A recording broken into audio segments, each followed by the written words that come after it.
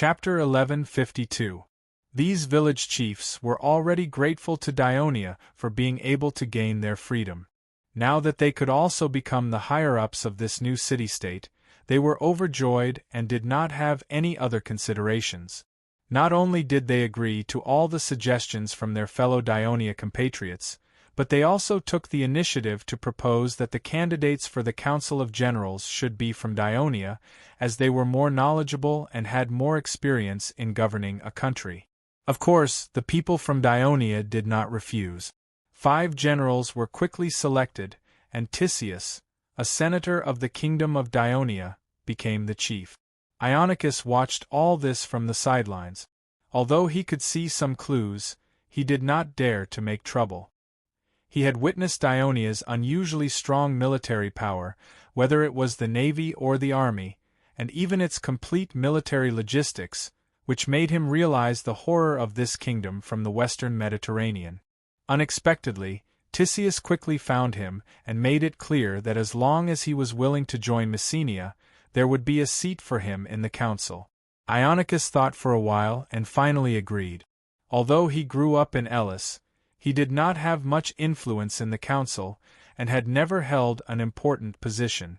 The reason was known to everyone, but it was not said out loud. He was a Messenian immigrant. However, he also put forward a condition. He hoped to bring a few Messenian immigrants from Elis who he had a good relationship with to join the new city-state and become a member of the council. Tisius agreed. Ionicus immediately applied for a fast ship from the first flotilla and hurried back to Elis. The new Messenian government, headed by Tisius, continued to promulgate laws in full swing. All the Hercules in Messenia would not only be free, but they would also become citizens of New Messenia and would be given land. With the assistance of the village chiefs, the councillors from Dionia would confirm and register the population and land of each village for subsequent distribution. In order to protect this hard-won freedom and independence, the citizens of New Messenia must receive strict training from the soldiers of Dionia in order to defend their city-state when the Sparta army attacked. New Messenia must also have its own city. The council quickly made a decision to rebuild the city of Messenia as the center of the new city-state. Other than that, no other cities would be built, so that the citizens could be more united. Thus, it was the turn of the soldiers of the First Dionia Legion. They would lead the new citizens of Messenia to expand the former Sparta barracks into a town. A Greek city-state also needed a patron god. The original patron god of the Messenians was Zeus, but Tisia and the others easily convinced the village chiefs not to believe in him. This was because the Messenians had lost 3 wars in the past, which meant that Zeus did not bless them at all. Out of gratitude and trust to Dionia, the citizens of New Messenia finally decided to ask Hades for protection. At the same time, the council also decided to erect statues of the heroes Aristodemus and Aristomenes, who had once led the people against Sparta. The council also decided to send messengers to the city-states of the Peloponnesus Peninsula to inform them of the independence of Messenia in order to gain their support.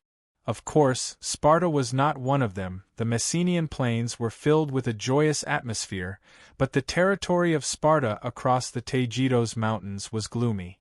The defeat of Leuctra had not yet affected Sparta, but now, an even greater disaster had suddenly befallen them. Messenia had been taken away. Messenia was extremely important to Sparta. 60% of the entire city-state's agricultural output came from there.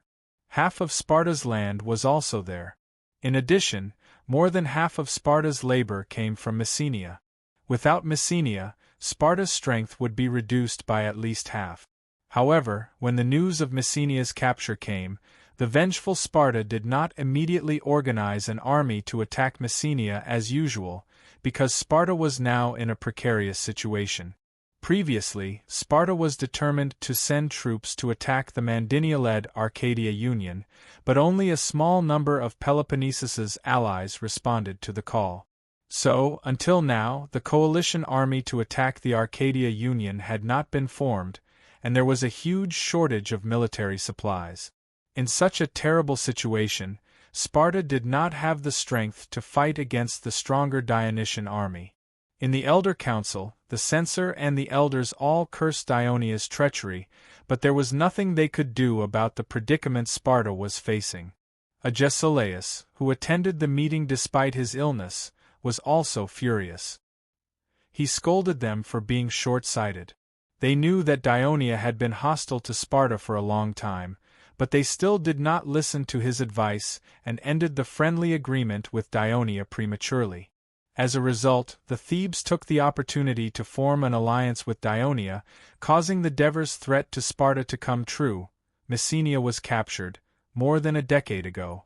Some elders refuted, pointing out that Agesilaus was also an active promoter of Sparta seeking support from Persia and ending the war with the Thebes as soon as possible.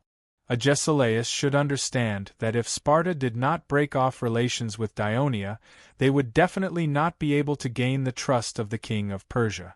The Elder Council finally made this decision because they had no other choice. Other than the censor, the elders were all old and would not waste their energy on meaningless curses and arguments. It did not take long for everyone to calm down and discuss how to solve the huge threat that Sparta was facing.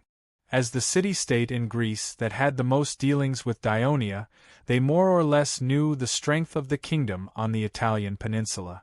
They did not think that the current Sparta could fight against it. Naturally, they turned their eyes to Persia for help. Therefore, the envoy of Persia, Datis, who was still in the city, was invited to the meeting. When Datis heard the news that Dionia had sent troops to attack Messenia, he felt nervous. Instead of being arrogant, he was very proactive. After all, he had come to Sparta with a mission. Now, he had failed to realize the plan of Sparta to unite all the city-states in Greece. Instead, Dionia invaded Peloponnesus prematurely. This was very likely to ruin the strategic plan of the king of Persia. Therefore, he had to work hard to salvage the situation. First, Datis comforted the people of Sparta not to be too nervous. A large amount of food supplies and 50 talent dalecs were on the way from Persia. He also promised to ask the king of Persia to donate more gold and silver to Sparta. At the same time, he would allow Sparta to recruit soldiers in Asia Minor, so that it could build a large army as soon as possible to defeat the incoming Dionysian army. The Battle of Leuctra had shaken Sparta's hegemony. Coupled with the establishment of the Arcadia Union, most of the allies of Sparta were not as active as before. Therefore, the people of Sparta had to recruit soldiers in Macedonia, Thrace, Ionia, and Asia Minor, which obviously cost money. The censor and elders calmed down a little, but they soon discovered the biggest problem. Recruiting soldiers and building an army required time, and now the Dionysian army was west of Mount Taygetos. They could invade Sparta's territory at any time. Agesilaus analyzed the situation seriously. If the Dionysian army wanted to attack Sparta, they had three options. The first option was to take the middle route and cross Mount Taygetos. However, Mount Taygetos was steep and controlled by the Dionysian army. The second option was to take the northern route and cross Arcadia region to invade Sparta. However, the cities in Arcadia region had never had any dealings with Dionia. Now that they had formed an alliance, they would not easily allow a large foreign army to pass through their territory. The third option was to take the southern route and allow the army to enter Lagania Bay and land on the coast of Sparta. According to the information obtained from the defeated warriors of Messenia, Dionia had many transport ships and their army was fast and fierce. This route was the biggest threat to Sparta. Everyone agreed that Agesilaus was right.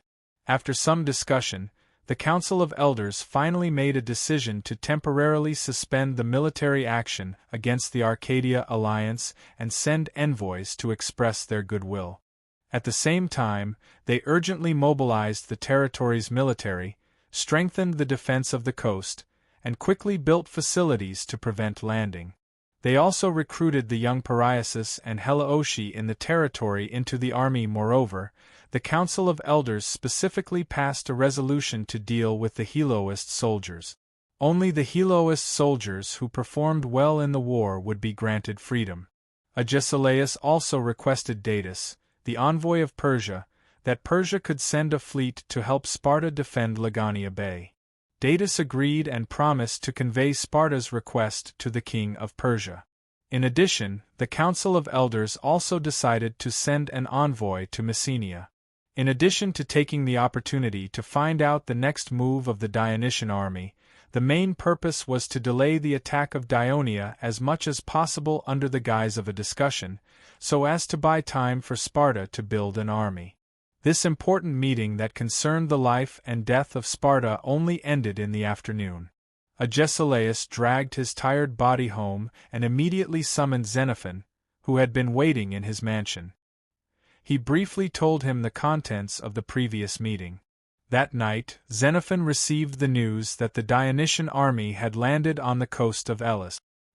He felt very uneasy and rode to Sparta at dawn. Unfortunately, he lived far away from Sparta. When he arrived at Agesilaus' mansion, Sparta had already received the news that the huge fleet of Dionia had invaded Lagania Bay. However, before Sparta could send reinforcements, the Dionysian army had already landed on the coast of Lagania Bay. Chapter 1153. When Sparta faced a crisis, Xenophon chose to stay. At this moment, he was a little surprised to hear Agesilaus' words. "You want me to be the messenger to Messenia? This is my suggestion, and the other elders have also expressed their agreement," Agesilaus said solemnly. It can be seen that everyone agrees that in such a difficult situation, only you can perform the duties of a messenger.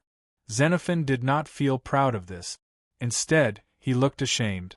"But the last time I went to Thurii the results were not good. Dionia still declared war on Sparta. It's not your fault." Agesilaus comforted him, then said in a low voice, "Ever since we announced the end of the friendly agreement with Dionia appeared to be peaceful.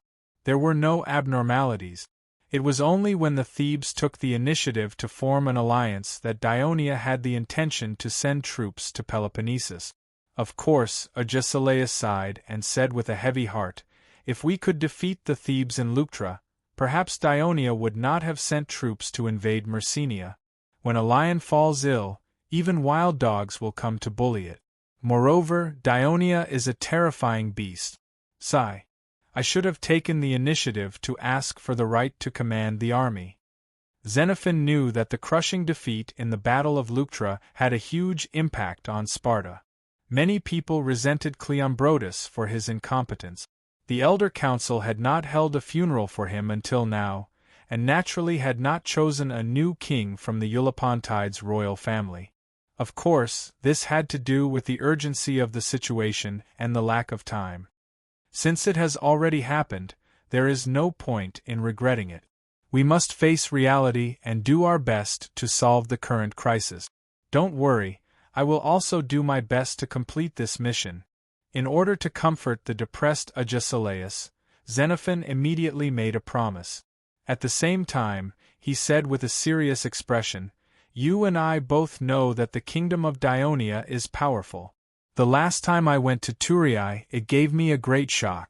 Even if we can finally defeat the Dionysian army this time and recapture Messenia, Sparta is not far from Dionia.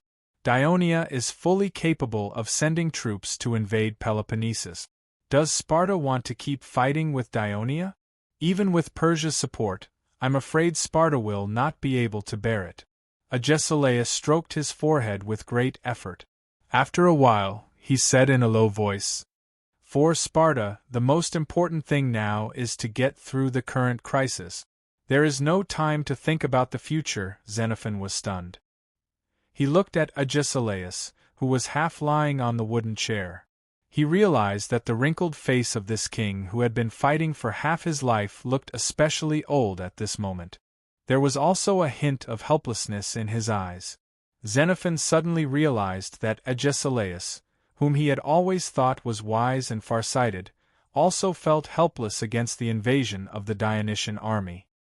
He hesitated for a while, and finally mustered up the courage to suggest that Agesilaus should seriously consider making peace with Myrcenia after defeating the Dionysian army. But at this moment Archidamus walked into the living room. "Father, the Elder Council has invited you for a meeting." "I just came back from the meeting." "Why is there a meeting again?" Agesilaus was stunned. "Dorio's is back. He said he brought important information." "Dorio's did not die in battle?"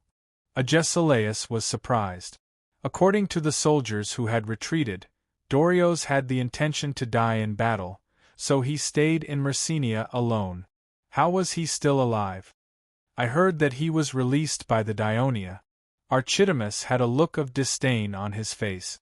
Like most of the Sparta soldiers, he was furious that Dorio's did not lead the soldiers to fight the enemy to the death, but instead ordered the army to abandon Myrcenia. However, Dorio's bravely chose to stay, which reduced their anger slightly. But now that they knew that Dorio's did not die in battle, and had become a prisoner of the Dionia, they were even more disdainful of him. Agesilaus had once expressed his approval of Dorio's actions. In a situation where the enemy was too strong and unprepared, it required great courage and wisdom to dare to abandon Myrcenia to preserve their strength instead of fighting head-on. So he had once regretted that Dorio's ultimately chose to die in battle. "Quick, bring me my wooden staff," Agesilaus said immediately, at the same time struggling to stand up. "Father, you don't have to be too anxious. They will wait patiently for you to reach the meeting." Archidamus quickly went forward to support him. Agesilaus wanted to reach the meeting as soon as possible to protect Dorio's and avoid the censor's criticism and punishment. After all, these young censors who were born as ordinary citizens were not as mature and prudent as the elders, and they were too radical in their actions. With Agesilaus' current physical condition, it might be better to travel in a sedan chair, but in Sparta, where everyone worshipped martial arts, there was no habit of taking a sedan chair at all. Fortunately, Agesilaus' mansion was not far from the meeting. With his son's help, he hobbled to the meeting. They met many Spartans along the way, and they all greeted the respected king. Most of them asked Agesilaus anxiously, "When are we going to gather the citizens, attack Messenia, and chase away the enemies there?" Even though they already knew that the Dionysian army in Myrcenia had a large number of people, most of them, including the elderly and women, were not afraid. Instead, they were full of fighting spirit. However, even though the people were agitated, after hearing Agesilaus' perfunctory words, although they were somewhat dissatisfied, they did not pester him endlessly. They were not like the other city-states, where the citizens gathered to protest at the council whenever something major happened. Before Agesilaus stepped into the meeting, he heard the censor's angry reprimand. "You're quibbling. The fact that there are too many Dionia soldiers on land is not a reason for you to retreat without a fight. Why don't you learn from Bernarda?" When the people of Athens landed in Myrcenia, even though the number of soldiers he led was far less than the opponent, he still chose to fight without hesitation, and in the end, he won. Compared to him, not only are you weak, but you're also useless. I don't know how you were selected into the king's guards. Agesilaus hurriedly walked in, and the moment he stepped into the meeting, he immediately felt the atmosphere was a little strange. The meeting suddenly became quiet, and both the elders and censors focused their attention on him, and their gazes were very strange. "What did you say? The commander of the Dionysian army in Myrcenia is Leotychides?" After listening to Dorio's, Agesilaus shouted in disbelief.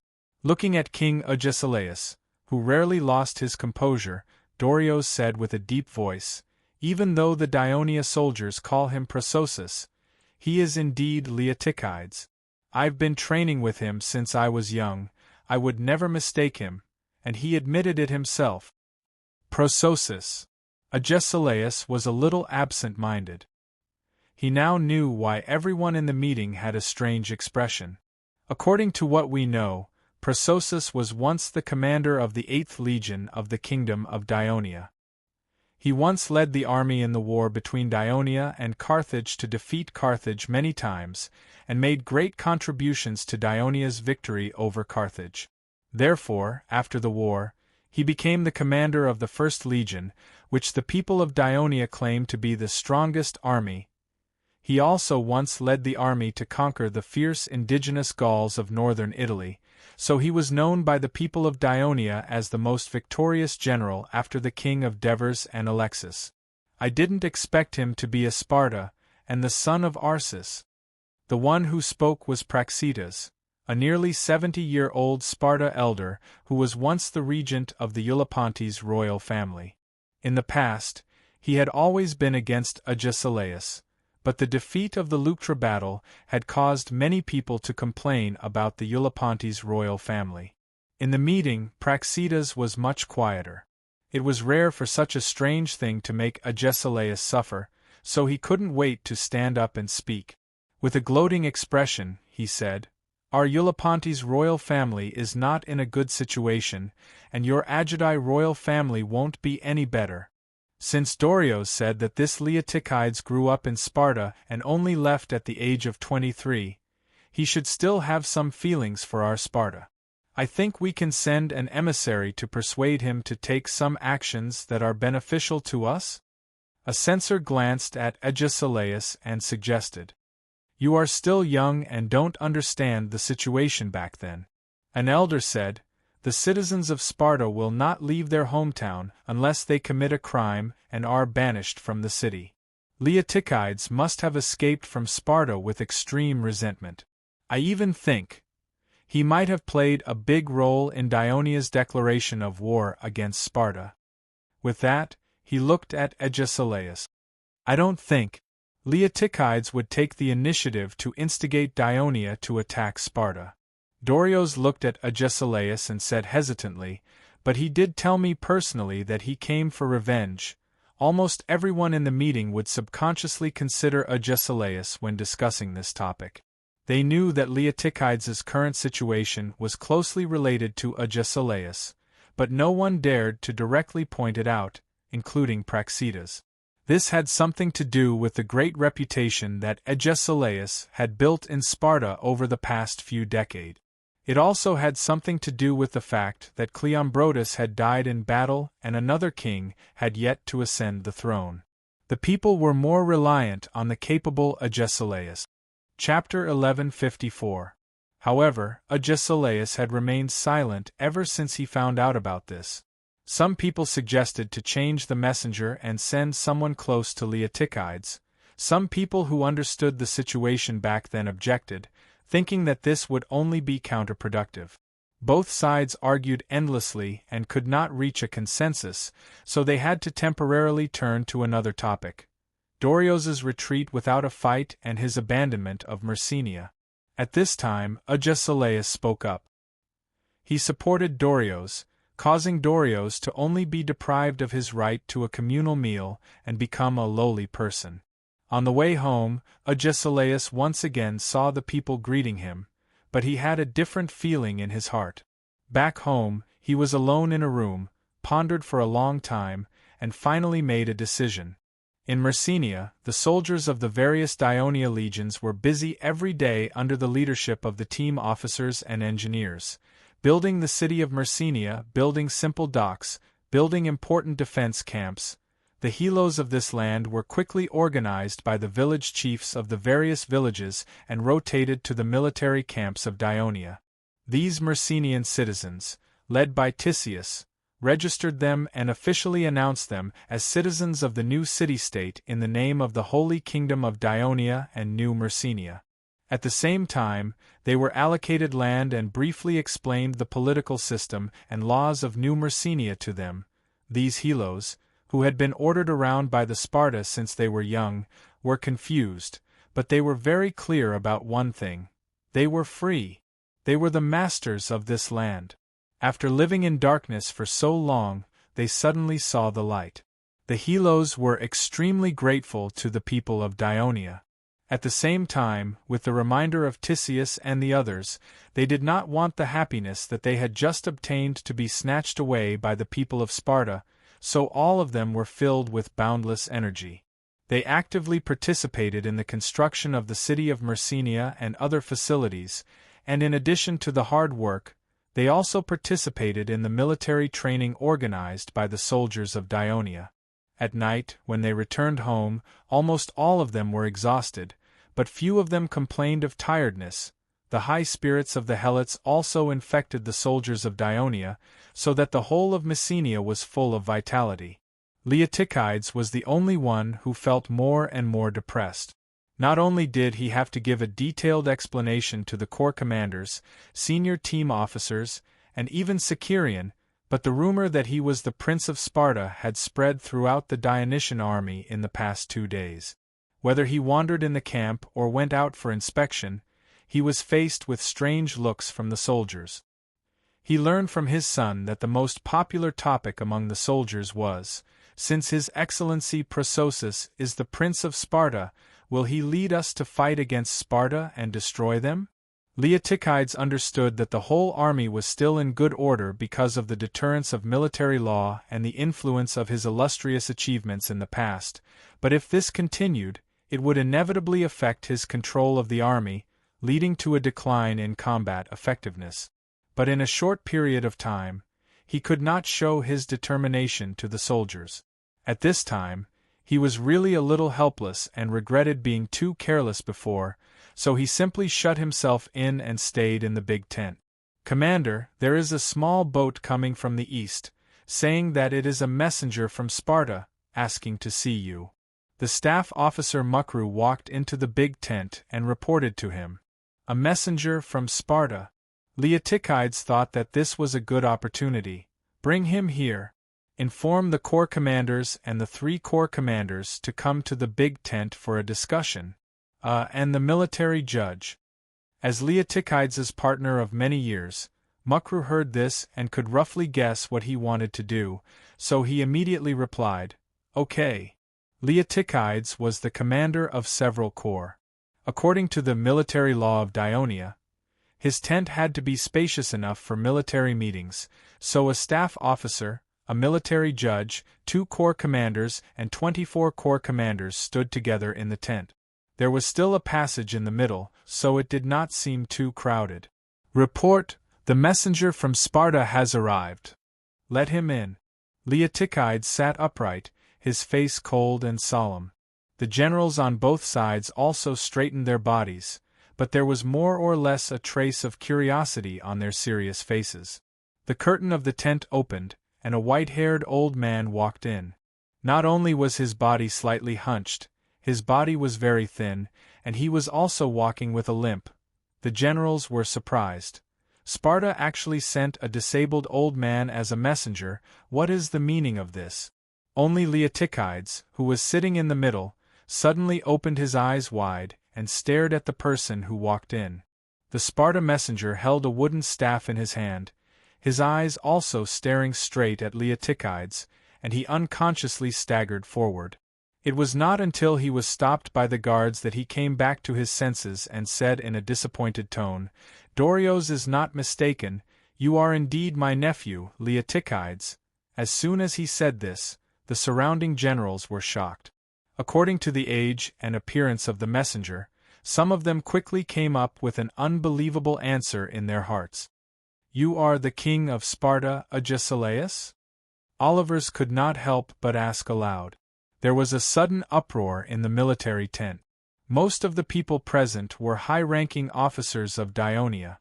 According to the usual practice, they would naturally go through the information in the military camp before coming to Greece to fight with Sparta, to strengthen their understanding of Sparta in order to know themselves as well as the enemy.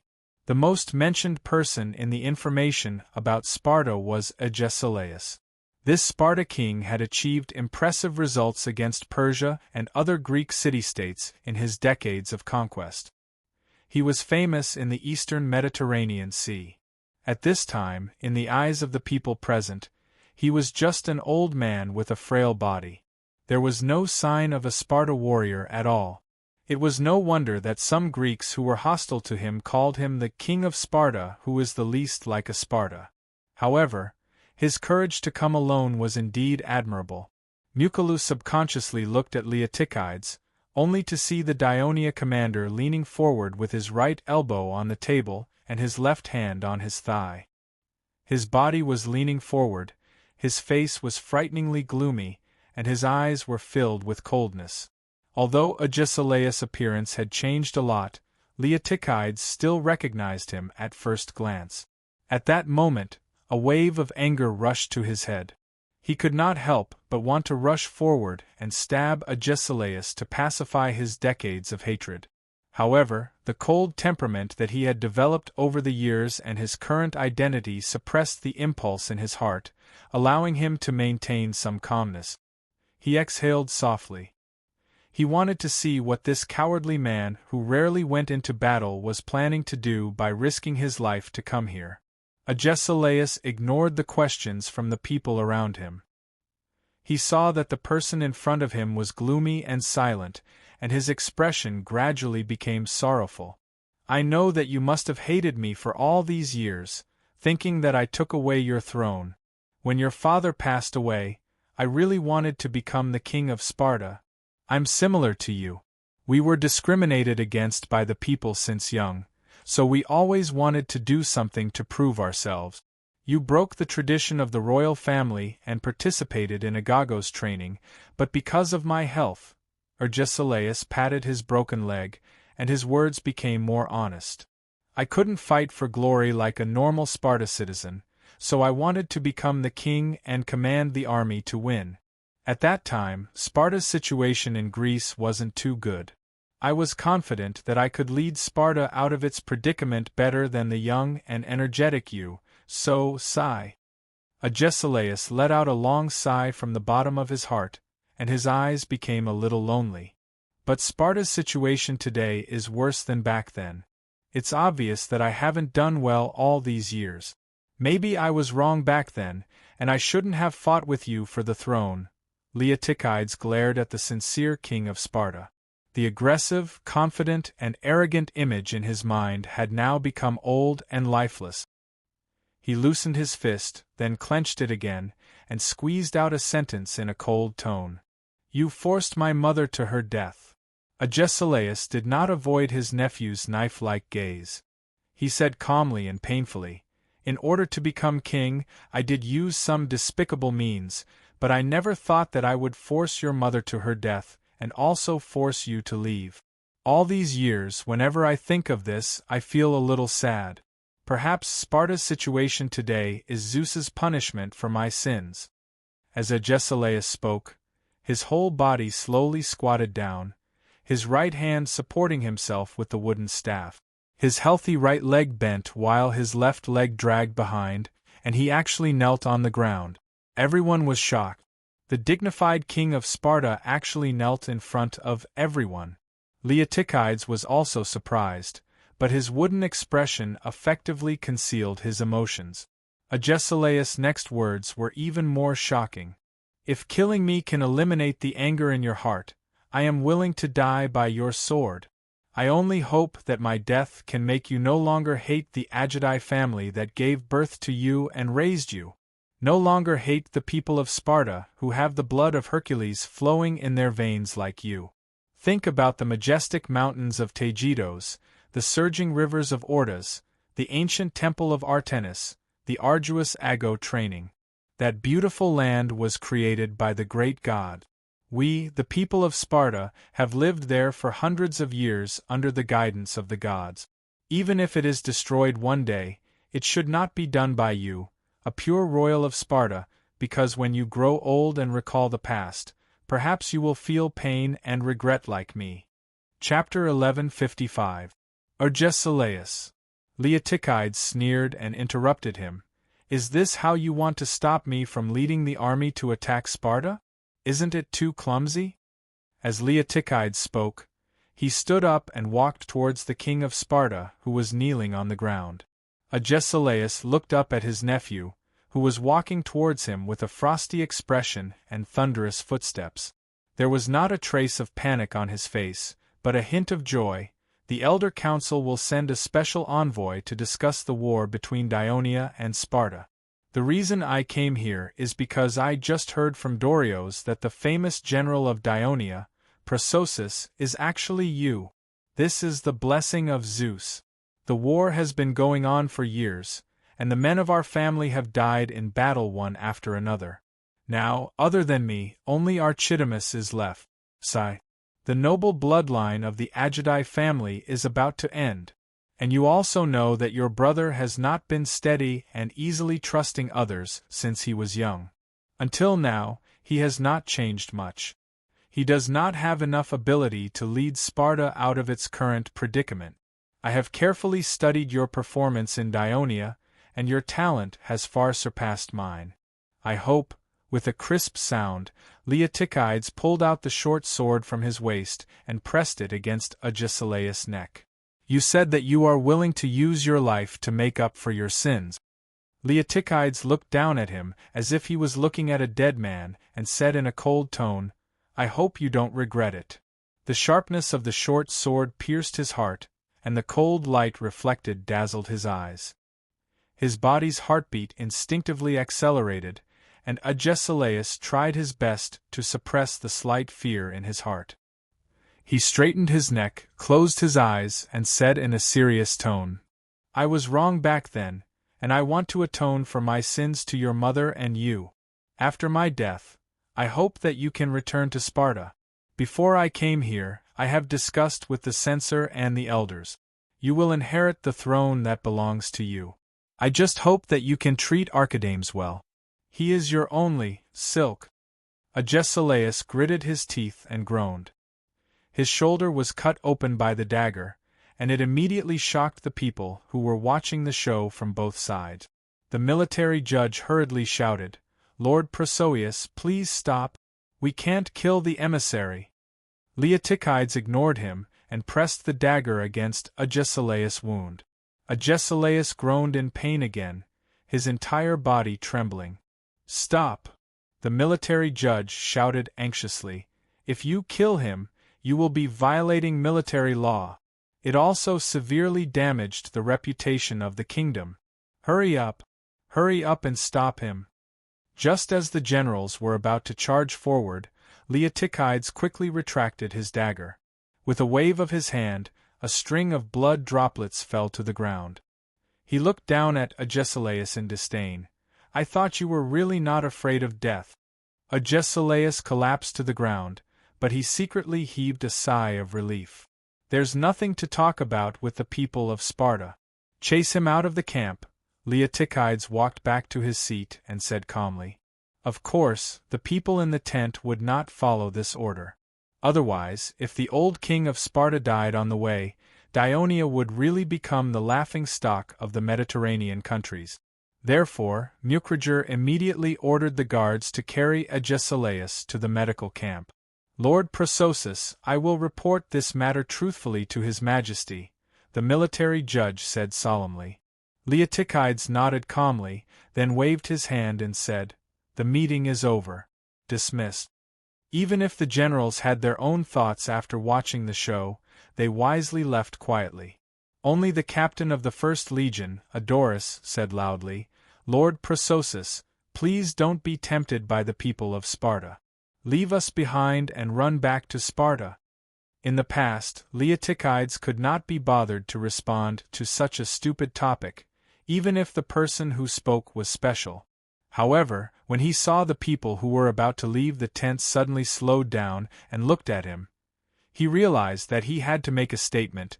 Don't worry, I'll be a citizen of Dionia until the day I die. Agesilaus' wound was carefully disinfected and bandaged. After observing him for a while and making sure that he was fine, they escorted him back to the pier by the sea. Other than the crew members, there was also Archidamus who insisted on accompanying him. At that moment, when he saw his father's upper body was wrapped in white cloth and he looked dispirited, he quickly went forward to support him and asked angrily, Father, you're injured? Did the people of Dionia do this? Agesilaus glared at him and said in a low voice, I'm fine, let's hurry back. Although Agesilaus' tone was weak, he had always been a man of his word at home, so Archidamus could only obey. After he helped his father sit down, he glared at the soldiers of Dionia who were monitoring them from the shore and said with hatred, "Shameless people of Dionia, I'll remember this. One day, I'll pay you back in double. Set sail."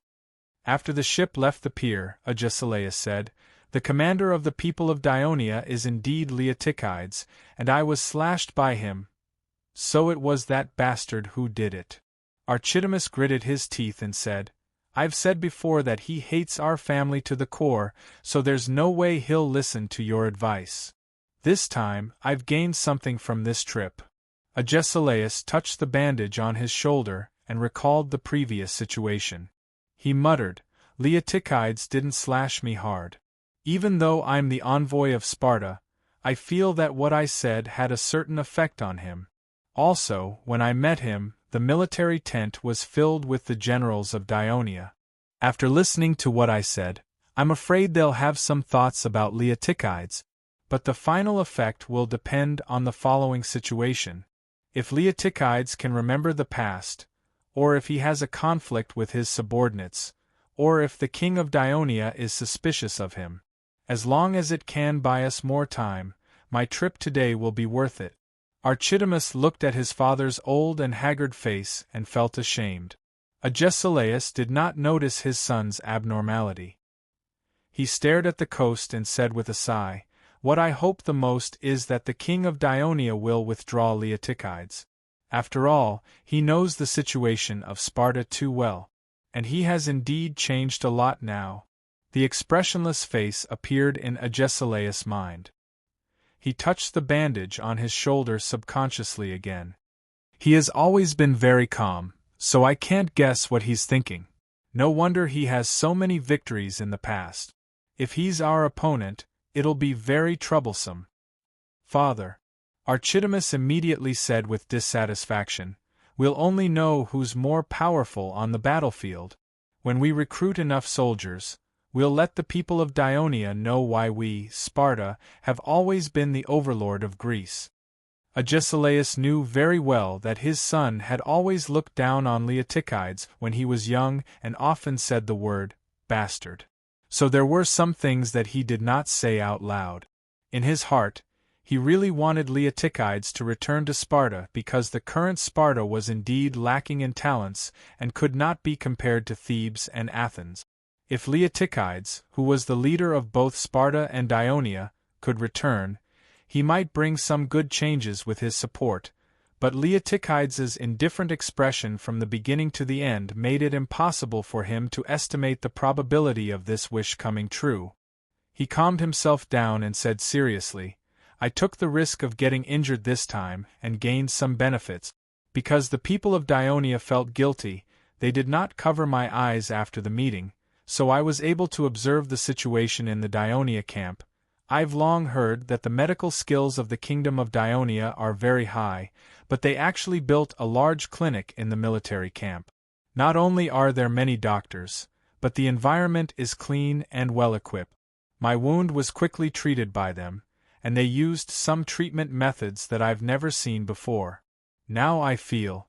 Agesilaus moved his injured arm. "I don't feel any pain now. Instead, I feel a little cool. Very good. Think about it, with such a military clinic as a guarantee, the number of injured soldiers of Dionia dying or becoming disabled will definitely be greatly reduced. Their morale will also be maintained. So after defeating the Dionysian army, we must try our best to capture these doctors of Dionia and make them work for us." Archidamus continued, his face full of greed.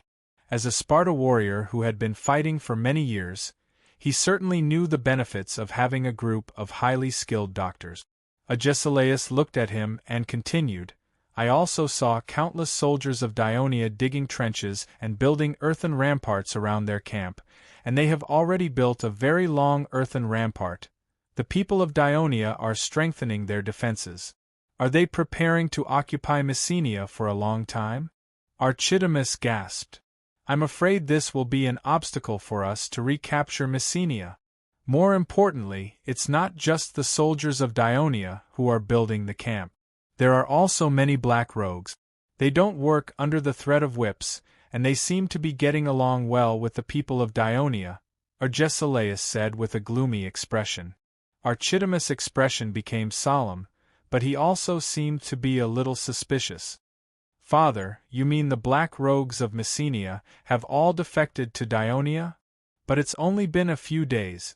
Even those barbaric Italian natives have defected to the people of Dionia, let alone these stupid and docile black rogues, Agesilaus said worriedly. With the help of the black rogues, the Dionysian army's control over Messenia will be stronger. It will be more difficult for us to fight them in Messenia, and these black rogues will also affect the stability of Sparta. Chapter 1156. Are you saying that the black rovers in our territory will be affected by it and will rebel? Archidamus' expression became solemn. The black rovers' rebellion was not unprecedented. The Second and Third Massyrian Wars happen like this. Father, after you go back, you have to propose to the council to strengthen the control of the black rovers. If necessary, you have to carry out a few more hunts to achieve the purpose of deterrence. Archidamus said casually about slaughtering the black rovers as if it was slaughtering cattle and sheep. Agesilaus did not feel strange and nodded in agreement. Agesilaus continued, on the way to the dock, I also saw the Dionia people transporting supplies to the camp. Not only were there a large number of carts and laborers transporting the supplies, but there were also some soldiers, team officers, and craftsmen. They were mainly responsible for guarding, commanding, and maintaining. Although the entire transport team was relatively large, it was very orderly, and there was no chaos at all. I've long heard that the Dionysian army also has a special transport team. This time, I've seen it with my own eyes. Father, it's not a big deal for the Dionysian army to have a special transport team. Don't the Persia have it too?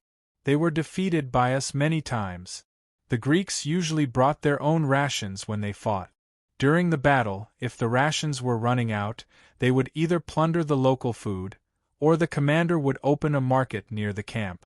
Merchants from all over would bring food and supplies to the camp for the soldiers to buy. Archidamus said disapprovingly, Look at what you said, Father. There's a hospital and a transport team. I think the Dionia people have such good logistical support for the army. Can their soldiers still bear hardships? You have to know that the victory of the war is ultimately determined on the battlefield. Only an army that has gone through tough training and is not afraid of death can win the final victory. Archidamus was obviously full of confidence in the combat effectiveness of the Sparta warriors.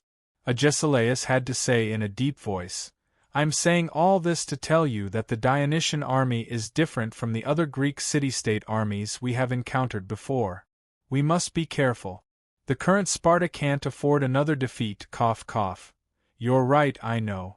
You've just been injured, so take a good rest. Don't talk any more. Archidamus said a few words and turned to the bow. Agesilaus sighed helplessly. He could tell that his son was being perfunctory. That was why he was still leading the army to battle even though he was already in his 60s. He was worried about Archidamus. He looked at the coast in the distance and thought about what he saw in the Dionia barrack.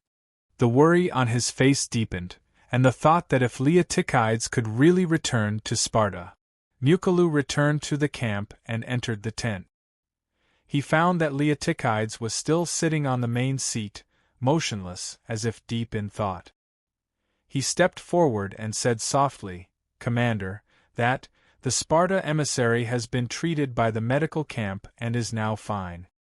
He has left by ship. Leotychides seemed to come back to his senses. He looked up at him and asked, What did you say? Mucilu coughed softly and said, The Sparta emissary has been sent away. Leotychides nodded and did not say anything. He was immersed in his thoughts again. Although Leotychides often had the habit of falling into deep thought during the war, Mucilu, who had worked with him for many years, still felt that there was something wrong with him at this moment. He did not have the uncomfortable feeling that he used to have. He remembered that he had joked with Leotychides about this once, saying that Leotychides was always thinking about how to defeat the enemy, and that this kind of aura affected the people around him. Could it be that he was thinking about that uncle of his? Just as Mukulu was thinking about it, he heard Leotychides's voice, "Bring me a pen and paper." Mukulu hurriedly brought it over and asked, "What order do you want to give?" Leotychides looked at him and said in a calm tone, "There is no order. I want to write a letter to His Majesty." The slightly uneasy Mukulu did not ask any questions and walked out of the tent. The papyrus was spread on the table and the pen was dipped in ink, but Leotychides did not start writing. In his mind, the scene of his mother's suicide and Agesilaus kneeling in front of him alternated. It could be said that Agesilaus' visit this time had caused him a lot of trouble. It was not because he completely believed in Agesilaus' words, but because Agesilaus' apology and the sword that he used to cut Agesilaus had made the hatred that had been building up over the years disappear a lot. At this moment, his heart was empty, and the memories of his life in Sparta were churning out from the depths of his heart. In fact, after so many years in Dionia, Leotychides had always maintained the pride of being a Sparta warrior. Now, this pride had suddenly turned into a complicated attachment to his homeland, causing him to lose the desire to fight here. He was also very clear that after this incident, the other generals and soldiers would be even more suspicious of him. If he led such an army into battle in such a state, the result would probably be terrible. Leotychides took a deep breath and resolutely picked up the pen. After the envoy of the Arcadia Union asked Athens for help but was rejected, they had no choice but to turn to the Thebes. At this time, the news of the Dionysian army conquering Messenia spread throughout Peloponnesus and quickly spread to central and northern Greece. Iazon, who had been closely monitoring the situation in the south, soon heard the news and was very surprised. In the past, he had heard about this new rising power in the western Mediterranean, but he did not think much about it. After all, this country had little influence on Greece. But this time, it dared to directly declare war on Sparta, and even gained the upper hand. This made him realize that the strength of Dionia was probably not just for show. So he suspended the military operations that he was preparing to carry out and decided to observe the development of the situation in the south first. He sent a lot of spies to the Peloponnesus Peninsula to gather information, and he tried his best to collect information about the kingdom of Dionia. Most of the time, he analyzed the situation in the south with his men in his mansion in Phyllis. Therefore, he reduced the number of visits to the barracks outside the city. Thus, he safely passed the day when he was assassinated in his previous life in the city.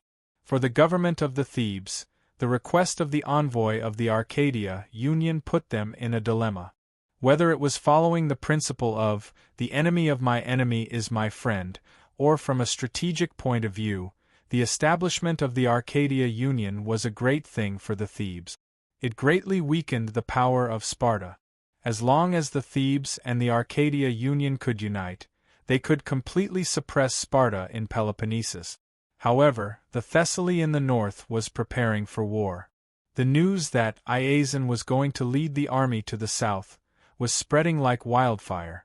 Even the Thebes, who had once formed an alliance with Iazon, felt great pressure. They had sent messengers to Phyllis to find out what was going on. However, Iazon had always been perfunctory and did not give a clear answer. This made the Thebes even more vigilant. Even though Peropidas and Epaminonda insisted on sending reinforcements to the Arcadia Union, they were strongly opposed by the other members of the council. Their reason was very good. In the case that the safety of the Thebes could not be guaranteed, the citizens of the Thebes, who had already experienced the pain of losing their city, would never agree to join the army and leave the Pyotia region.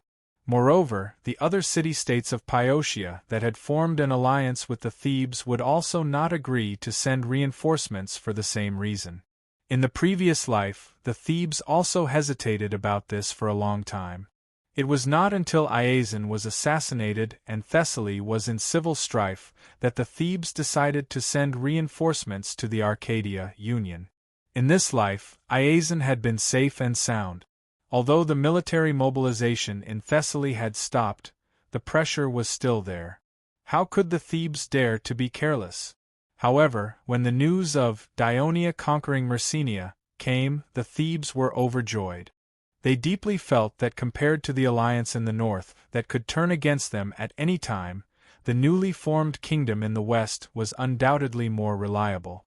After the Battle of Leuctra, the Thebes led by Epaminondas wanted to take advantage of this victory to expand their victory. However, due to Iazon's obstruction and other reasons, they had no choice but to sign a truce with Sparta. In fact, they were very unwilling. Now that Daionia had directly dealt a heavy blow to Sparta's nest, Sparta would inevitably shift their focus to the Dionysian army. The military pressure that the Thebes suddenly faced from the south and the north was suddenly greatly alleviated. The excited Thebes decided to send messengers to Myrcenia to comfort the Dionysian army. Epaminondas volunteered himself. At the same time, Peropidas solemnly told the messengers of the Arcadia Union that although the Thebes could not support the Arcadia Union for the time being, the Thebes sympathized with the situation of the Arcadians and were willing to recognize the Arcadia Union and form an alliance with it. They would also send messengers to Myrcenia to persuade their ally, Daionia, to help the Arcadia Union repel the upcoming invasion of Sparta. The Arcadia emissary delegation was excited when they heard this. The entire delegation immediately split into two groups.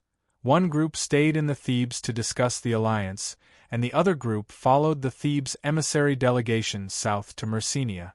"I can't believe that this Prosus is actually the Prince of Sparta." In the palace's meeting hall, the Devers patted a stack of letters. These letters were from the armies in Myrcenia. There were secret reports from the intelligence department, letters from Olivers and other commanders, letters from military judges. The letter at the top was written by Leotychides himself. Chapter 1157. Although the Devers' tone was calm, Aristides could still sense the anger on the Devers' indifferent face.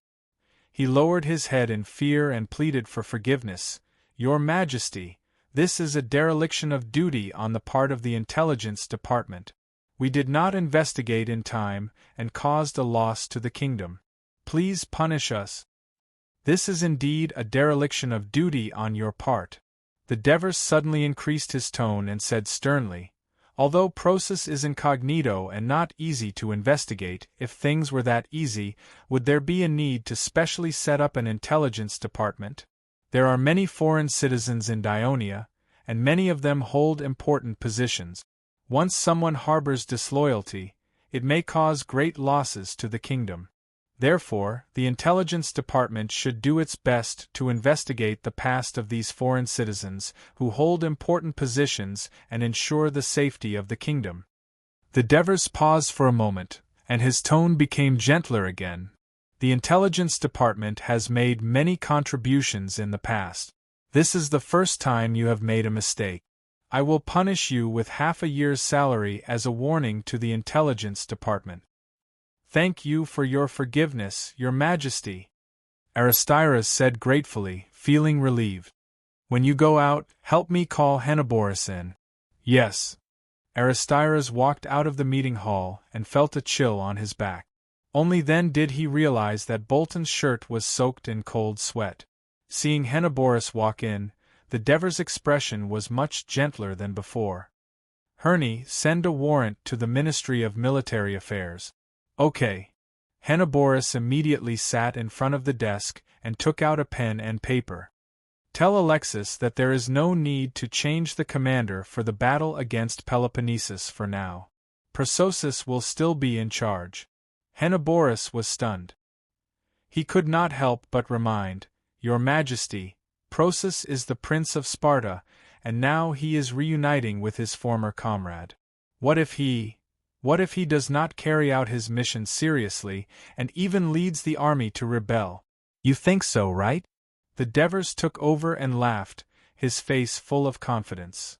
"Most of the soldiers are citizens who grew up in Daionia. They love and support the kingdom that nurtured them. If Prosus has any bad intentions, he will only be abandoned by them. Moreover, there are Olivers, Trotyras, and Sicerian in the army. Sparta is now like the setting sun. Prosus, who has lived in the kingdom for many years and won a great reputation, will not give up everything here and turn to Sparta that he has always hated. The Devers paused for a moment and said, "What's more, a dignified prince of Sparta is actually the commander of tens of thousands of soldiers in Dionia. If this news is known by the Greek city-states, it will not only show the strength of Dionia, but also let them feel our magnanimity. It may have a special impact in Greece." "So that's how it is." Henoboris nodded thoughtfully. "Write a letter back to Prosus in my name. The general meaning is, I trust him completely. Tell him not to have any concerns and continue to fight against Sparta according to his own plan. I will still fully support him as in the past. After writing it, hand it to me for my signature and send it out as soon as possible." "Yes, Your Majesty." Aristides returned to the intelligence department and immediately held a meeting. He pressured his subordinates to increase their efforts to strictly investigate the foreign citizens in their areas, especially the officials of the kingdom. He wanted to thoroughly understand their background before they came to the kingdom. Anyone who made a mistake would be severely punished. The meeting lasted until it was dark before Aristides announced the end of the meeting. When he dragged his tired body home, he found his wife smiling and seemed to be in a good mood. "This afternoon, Queen Christoia called me over. She said that I've been working hard and helped her a lot. After Asuna and Aristides got married, she still worked in Christoia's Chamber of Commerce. In the past 2 years, Christoia has been busy taking care of her grandson, so she has less energy in the Chamber of Commerce. She has been relying more on Asuna to help Eunice. In order to express her gratitude, she gave me a lot of things, too talent." Aristides was stunned. He immediately thought of his half-year salary that was deducted and immediately realized that this was the compensation from the King of Devers. "I originally didn't want to accept it, and I repeatedly refused to accept it. But Queen Christoia asked me, 'Is the villa your family built in Catania finished?' I thought about it. Yes, we've spent all the money we've saved over the years on that, and there's still some money that we haven't paid yet."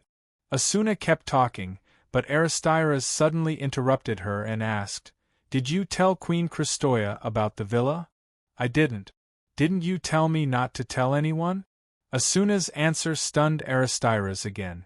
Ever since the intelligence department was officially recognized by the kingdom, there had been a sudden increase in work.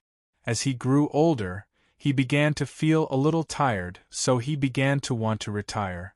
That was why he bought a villa at the foot of the foothills on the western edge of the Catania plain, thinking that he could go back to his hometown after he retired. But this had been carried out secretly, and no one was told. How did His Majesty know? Aristides suddenly felt a chill in his heart. A few days later, the Devers received another letter from Leotychides. This time, he summoned Alexis, the Minister of Military Affairs.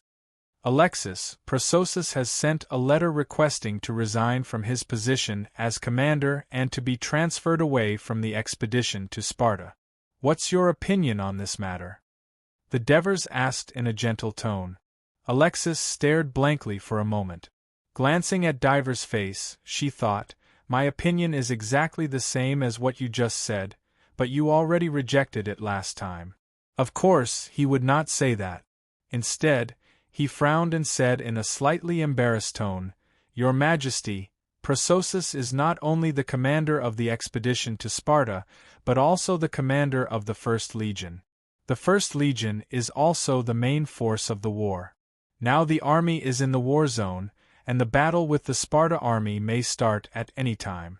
At this critical moment, as the commander, Prosus, requested to be transferred away. This will not only weaken the army's morale and combat power, but it will also seriously affect our success in the war against Peloponnesus." The Devers looked at him and said slowly, "However, Prosus confessed in the letter that he, as a Sparta, missed his hometown, and could not lead the army to fight the Sparta army with all his strength. So, he requested to be transferred back to avoid affecting our war in Greece. This is Prososus's fault, Alexis said in a low voice. If he had confessed his true identity to your majesty before the army set off, he would not be in such a predicament.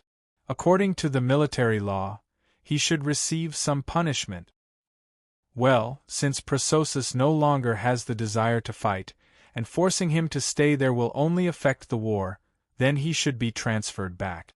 Of course, he must be punished. This matter will be discussed by your Ministry of Military Affairs according to the military law, and then reported to me for approval. Speaking up to this point, the Devers said in a serious tone, however, it is not easy for the kingdom to cultivate an outstanding commander.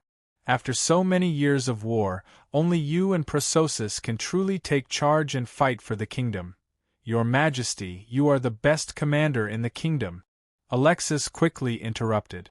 The Devers smiled lightly, then sighed softly, and said in a serious tone, Prososus hiding his identity is pardonable, and he did not secretly collude with the enemy, and he took the initiative to confess. Don't punish him too heavily. Alexis hesitated for a moment, then replied, Understood, Your Majesty. The Devers nodded in satisfaction, then changed the topic. Regarding the Expeditionary Forces commander and the temporary successor of the First Legion's commander, do you have a candidate in mind? Alexis did not answer immediately, but sank into deep thought.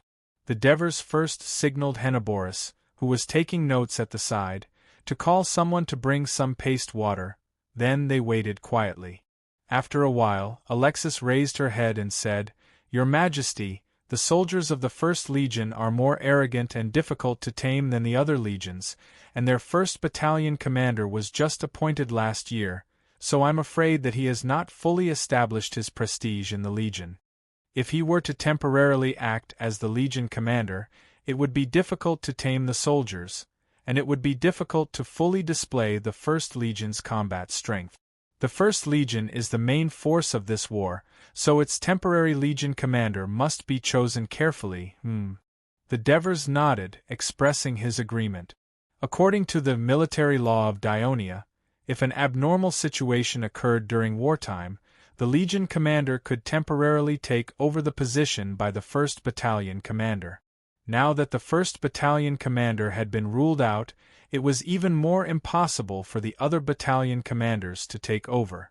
Alexis did not mention the 3rd Battalion commander, Adoris, and the Devers seemed to have completely forgotten about it. I have a very suitable candidate, Tessus, Your Majesty, do you still remember him? Of course I remember. This is the first time I've heard of a team officer insisting on refusing the position of Legion commander. The Devers smiled and asked jokingly, How many promotions has he rejected in total? I'm not sure, but Tessus has been the 1st Battalion commander of the 1st Battalion for more than 10 years. He is undoubtedly the longest-serving 1st Battalion commander in the kingdom's army. His prestige among the soldiers is sometimes even higher than that of the Legion commander. During the Western Mediterranean War, when Amyntas was the commander, he was temporarily responsible for the 1st Legion's battlefield command a few times, and his performance was very good. Chapter 1158. Where is he now? Devers asked with interest. He retired 2 years ago and returned to Amandara. But he's a restless man, so he applied to the Ministry of Military Affairs to be Amandara's military trainer. Xanthoparis is in his 60s, but he's still able to lead a legion and kill enemies. Tessus is younger than him, so I think he'll perform just as well. But, Devers asked with uncertainty, he's rejected the position many times. Will he agree this time? Your Majesty, this time is different from the past. The First Legion is facing a war at any time, and this is a huge crisis for the First Legion. As a veteran of the First Legion, Tessus won't just stand by and watch. Plus, this is a temporary appointment. I don't think he'll reject it, Alexis said with certainty. All right, it's him. Devers agreed without hesitation. What about the candidate to replace Prososus? What do you think of him, Your Majesty? Alexis asked hesitantly. He's a fierce general. He'll have no problem charging into enemy lines, but he lacks the experience to command multiple legions. Plus, the political situation in Greece is complicated, Devers said tactfully, but Alexis understood. What about Olivers? Olivers is indeed quick-witted, but he also lacks the experience of commanding multiple legions in battle. Also, he is sometimes not decisive enough at critical moment. Now, the army is facing the Spartans. Divers' words were equally tactful. What about Lazaru? Did you forget that I specifically said not to send non-Greek citizens to battle? Not to mention, he's the commander of an army. Your Majesty, I was careless. Then, what about Helos?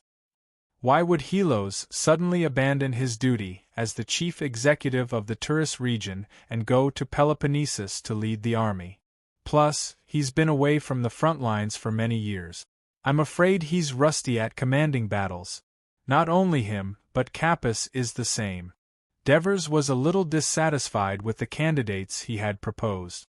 He couldn't help but say, "What do you think of Patroclus?" Alexis was prepared for this and immediately replied, "Patroclus is indeed a suitable candidate, but he is currently in the Wave River region and has to fight against the Aegulians at any time. He also has to ensure the stability of the Wave River region, so it is not suitable to transfer him away at this time. Sextus is the same in the Iberian region, and although Chalcidius is also very capable, he lacks the experience to command a large army."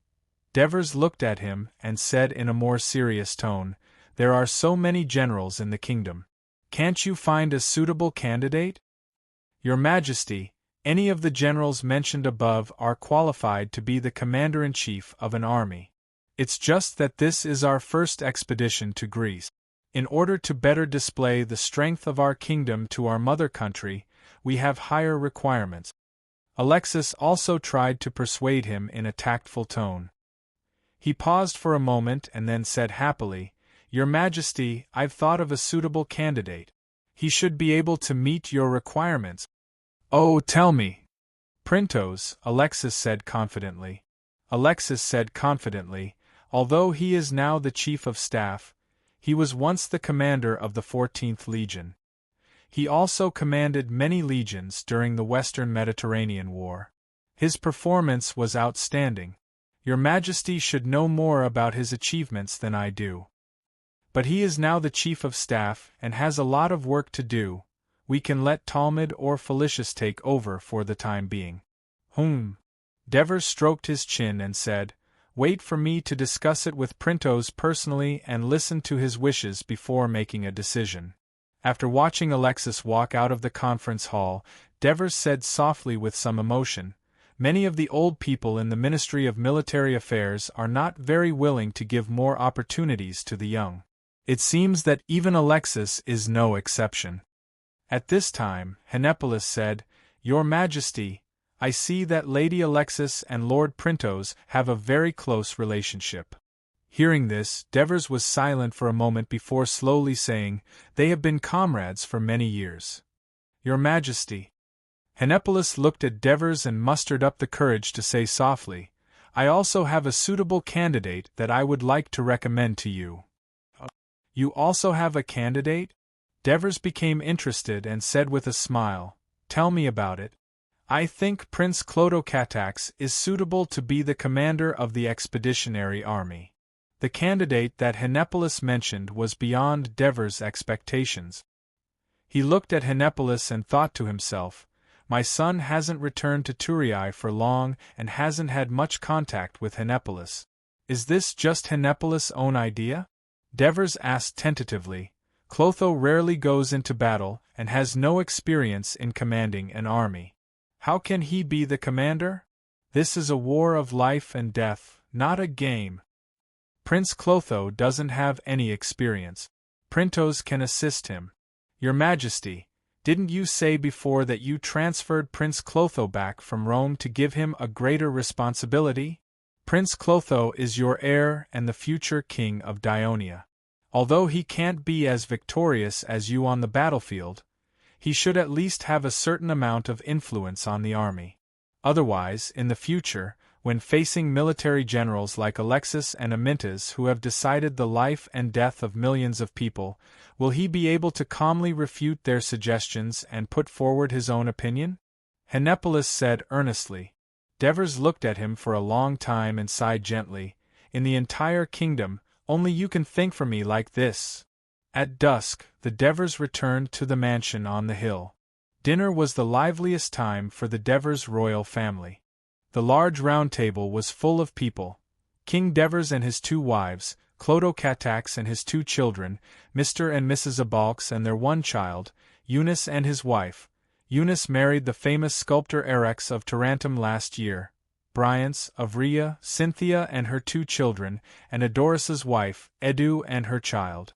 Since a few years ago, when the children gradually grew up and began to have their own families and careers, the Devers and his wife had entered their old age and longed for the family to be lively and prosperous. However, the mansion was often lonely, so the Devers hired the best engineers in the kingdom to design the mansion according to the terrain of the entire hill. Then, Christoia paid a huge sum of money to hire a large construction team to build many mansions on the hill according to the drawings. The Hill of Kings was flat, and the hilltop and hillside were suitable for building a large number of houses.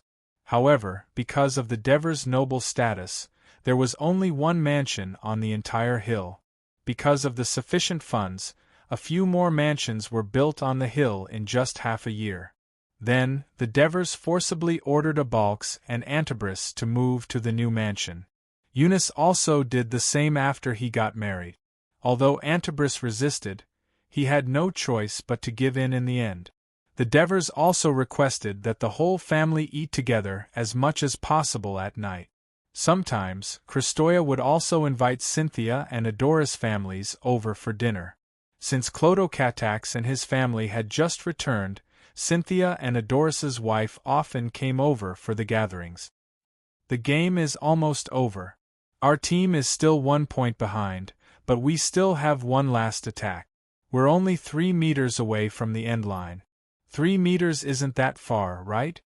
Antibris asked the children around him. Yes. A few of the older children answered, and the younger ones followed suit. But, Antibris drew with both hands and said with a serious expression, the opposing team's players formed a dense wall in front of us. There was no gap for us to pass through. What should we do? After the referee blew the whistle, the game began. Our team's quarterback passed the ball to the left winger. After diverting the opponent's attention, he quickly passed the ball to the player next to him. The player who received the ball was me. The children gasped in surprise. There wasn't much time left. I held the ball, lowered my head, and arched forward with the help of my teammate. The opposing players tried their best to block me, and a few of them even fell on top of me. I used all my strength to carry them, and arched forward. There were feet in front of me, and I couldn't see where the end line was. It felt like time was passing by. Suddenly, I heard the whistle, and we scored. The game is over. Our tourist team won the championship of the Kingdom Rugby Championship, and I, your uncle, became the best player in the final. Wow. Uncle, you're amazing! Antibris was proud of himself under the admiring eyes of the children. Wasn't it just an outstanding performance in the final last year? Look at you, bragging every day. Eunice could not help but say, I've always thought that the reason you were able to succeed in the end was because of your identity. UDS players did not dare to hurt you. You're blaspheming the sacred rugby championship. Antibris was so angry that his face turned red. He stood up abruptly. Eunice, don't you talk nonsense. Enough. Christoia slammed the table hard and shouted, Be quiet, both of you. You're already so old, yet you quarrel as soon as you see each other. Why don't you set a good example for the children? She said it first. You're still talking. Christoia roared again. Antibris had no choice but to shut up, feeling wronged. Chapter 1159. Antibrus could only shut his mouth, feeling wronged. Who would have thought that Kristoya's roar would frighten Clodocatax's little son, who was only a little more than a year old? He immediately burst into tears. "Mother, can you speak softer?" Dido, who was feeding the child, immediately complained. If Dido spoke to her like this normally, Kristoya would have been displeased, but now that she saw her beloved grandson bawling, she suddenly felt guilty and hurriedly said with concern, "Be careful, don't let him choke." Eunice snickered. Kristoya turned to look at her. "You're already married, yet you're still not serious." "Mother, that's not right. I'm always busy in the Chamber of Commerce during the day, and I'm exhausted. It's not easy for me to relax during dinner, but I still have to be criticized by you. It's too stressful. Why don't I quit tomorrow and enjoy myself at home?" Eunice immediately expressed her displeasure. Kristoya was speechless for a moment, then turned to look at Antibrus. "How old are you? You're still single. At your age, your eldest and second brothers are already married and have children. So many senior officials have come to propose marriage for you, but you've rejected them all. All you do is train, train, train every day. Do you want to marry a rugby player?" "Grandma, the students at school all say that my uncle is very good at rugby, and they all worship him." Cynthia's eldest son interrupted loudly. "Don't talk, eat properly." Cynthia hurriedly reprimanded her son in a low voice. Antibrus was very proud of being praised by the younger generation, but when he saw Kristoya glaring at him, he hurriedly put on an aggrieved expression. "Mother, didn't I meet them every time according to your request? But I really didn't get hit by Eros's golden arrow, there's nothing I can do about it. Besides, I'm not the only one who's not married. Avria isn't young either, she's not married either." Avria, who was eating quietly, immediately blushed. "Third brother, little auntie, you're bullying Avria again." Eunice immediately reprimanded him loudly. "Hey, I told you, don't call me that!" Bryance yelled. "Are you two done?" Clodocatax finally couldn't help but yell, "Can you eat quietly? If anyone dares to cause trouble again, you can leave first." The dining room fell silent. Eunice and Bryance lowered their heads and ate. Devers saw this and nodded in his heart. After a few years of training, the once gentle eldest son had also become dignified. "You guys should also return to your seats and finish your dinner," Clodocatax said to the children gathered around Bryance. Although he was gentle, he ignored all the children except for his own child, Christos. At that moment, Apoc said to them, "Hurry up and finish your dinner. I'll get Uncle Anter to continue telling you his story later, okay?" "Okay." The children immediately ran back to their seat. "Brother, you're still the best," Clodocatax praised. Apoc smiled. "Brother, you've been away from Turin for so many years. The children aren't familiar with you. After a while, they'll listen to you." The two looked at each other and smiled.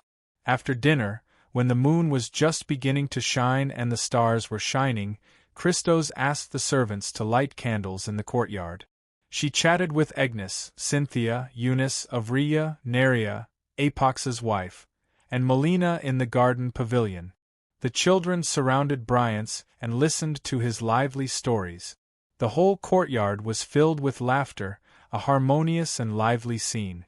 Apox returned to his mansion alone and continued his research during the day. Clodocatax was called to the study by Devers. "I haven't had a good chat with you since you came back." Devers gestured for his son to sit down, and then asked in a pleasant tone, "Have you adapted well after returning to Turin? Dido and I are very happy to be able to return home and live with you, my two mothers, and my brothers and sisters." Clodocatax paused and said frankly, "I just feel a little too idle, and I'm not used to it." "It seems that you still have some complaints," Devers said with a straight face. Divers pretended to be serious. Seeing that his son was eager to explain, he waved his hand and said with a smile, "I was going to let you rest for a few days and assist me in managing the affairs of the country, but Henepolis gave me a suggestion today." Clodocatax saw that Devers suddenly stopped talking, and was not in a hurry to ask. After a while, when Devers still did not speak, he asked, "What is it?" Devers did not respond immediately, and then asked, "What do you think about the kingdom sending troops to Peloponnesus?" Clodocatax thought about it seriously, and then said unhurriedly, "Although this time is different from the previous wars, and we are taking the initiative to send troops, in fact, Sparta has been hostile to us for a long time. During the war in the western Mediterranean, the entire Apria region was invaded by Sparta secretly. Taking advantage of the favorable opportunity of Sparta's decline this time, we send troops to completely eradicate this hidden danger, which is good for the security of the kingdom. And although Sparta is the overlord of Greece, it is the main culprit of the frequent wars in Greece. Greece and the kingdom are separated by the narrow Adriatic Sea. In the long run, a war-torn Greece is not good for the kingdom. By conquering Sparta this time, we can gradually intervene in the political situation of Greece, and eventually lead Greece to restore peace and prosperity, thereby thwarting the conspiracy of the Persia, and making Greece a powerful barrier in the east of the kingdom." Devers was very happy to hear this. "Well said. It seems that all these years, you have not only been immersed in the heavy tasks, but also paid attention to the situation around the kingdom, and have carried out serious thinking, and have your own views. This is very good." Clodocatax was a little embarrassed. In Rome, sometimes I was invited by Sir Assists to attend banquets, and I learned a lot from him. Good at learning from others, and then turning the beneficial things into your own, this is also very good. Devers nodded in appreciation, and then asked again, "Do you think we can defeat Sparta in this expedition to Peloponnesus?" Clodocatax replied without hesitation, "We can definitely return victorious." "Oh, you are so confident?" "Father, a few years ago the Gallic army invaded Etruria. At that time, the people of Rome were terrified, and so was I. But not long after, not only was the Gallic army destroyed, but we even conquered the entire mountain region of Gaul." Clodocatax said passionately, "Although Brother Patroclus played a big role in the whole war, when I was in Rome collecting food and supplies for the army, I had a deeper understanding of the strength of the kingdom. At the beginning of the war, food and military supplies transported from the south quickly filled the warehouses of Rome. An army of 100,000 was quickly formed, and transported by countless ships, they successfully landed in the territory of the Gallic people. The Gallic people that the forces of central and northern Italy feared were conquered by us in just a few months. So although the bravery of the Sparta people has long been known in the eastern Mediterranean, their territory is far smaller than the Gallic people, and their population is also far smaller. Our war with Sparta is more like a duel between adults and children. How long it takes to conquer them depends on how much power we put in." "That's right, the key to the victory of the war is the strength of the country." Devers was a little surprised. He did not expect that Clodocatax had a glimpse of the essence of war through the Gallic War. This made him feel very gratified, and he felt that the decision to let him take root in Rome was correct. At this moment, the smile on his face became even wider, and he said, "What do you think of Hennebor's suggestion to let you be the commander of the expedition to Greece?" Clodocatax asked in surprise, "Isn't the commander of that army Prososus?" Prososus is the son of the former king of Sparta, Agesilaus. After Agesilaus inherited the throne, he fled to Ionia and concealed his identity. This time, he led the army into battle, and he was recognized in Messenia. The generals and soldiers of the entire army know about it, and now the morale of the army is shaken. He himself has asked me to resign from the position of commander, and soon, the Ministry of Military Affairs will transfer him back to Thurii. Father, General Prososus has lived in the kingdom for more than 20 years, and he has made great achievements in the war. Just because he is the Prince of Sparta, we can't. Don't worry, the matter about Prososus will be decided by the public. We are talking about you now, don't change the subject. Devers said bluntly. Clodo Catax had to face the problem directly. He hesitated for a while, and then said frankly, Father, the only time I have been on the battlefield was when we conquered Rome many years ago. Until now I have not even been a squad leader, so how can I command tens of thousands of soldiers and make them trust me? Father, I am not you. I do not have the ability to command the army, and I am not suitable to be the commander of the army. I will be a joke to the people. Chapter 1160. Clodo Catax was fascinated by the story. He asked curiously, since that scoundrel is not good at leading troops in battle, why did he win in the end? There are two main reasons for his victory. Devers looked at his son and slowed down his speech, but his tone became more serious. First, he was good at using people.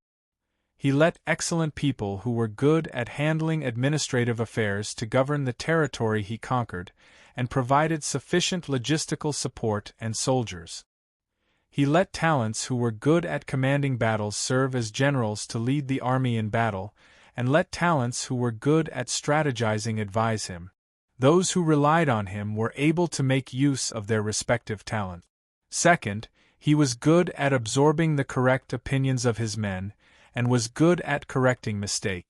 Therefore, he was able to grasp the overall situation of the war more accurately and formulate the right strategy. This is why he was able to win in the end.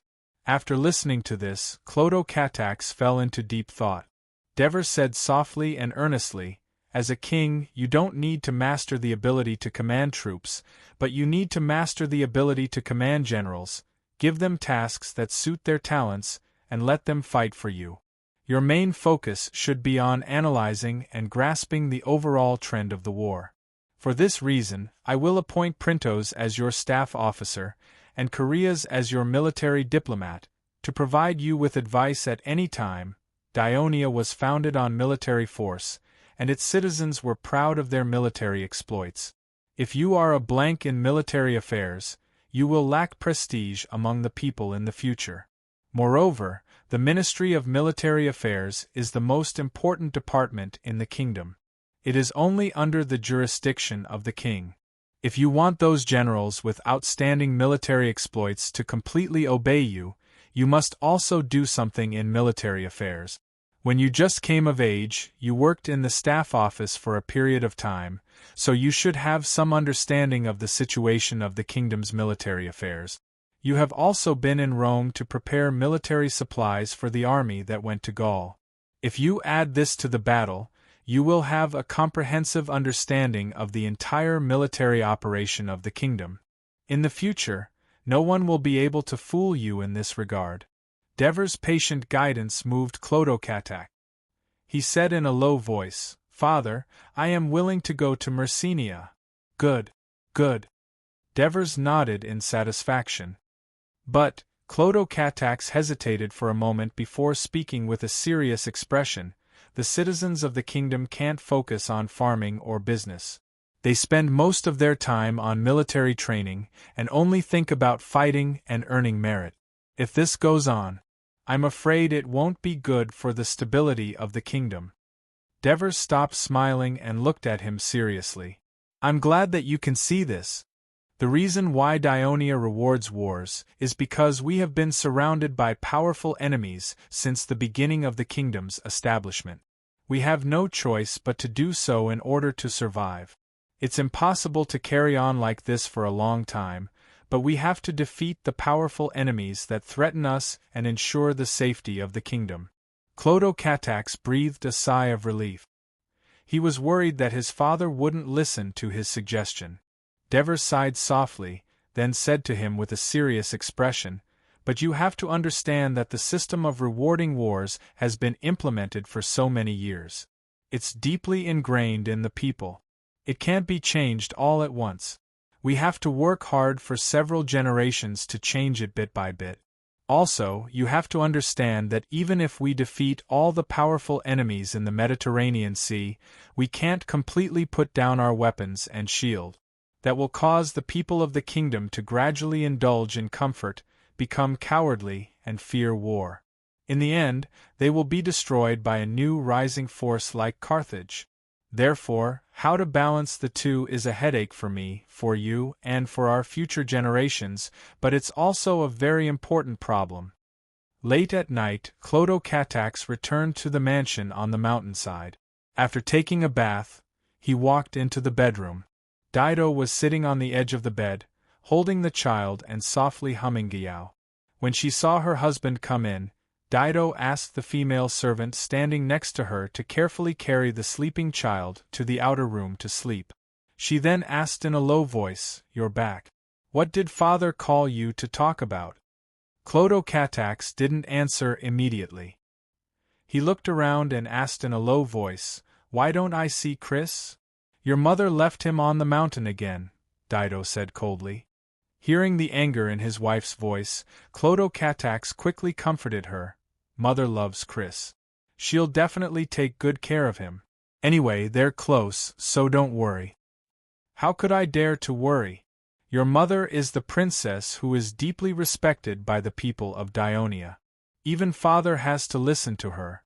Dido sneered to express his dissatisfaction. Clodo Catax remained silent.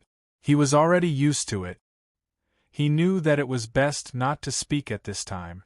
As expected, Dido only vented for a while before asking, "What did father say when he called you over?" "Father wants me to be the commander of the army that will go on an expedition against Peloponnesus," Clodo Catax said truthfully.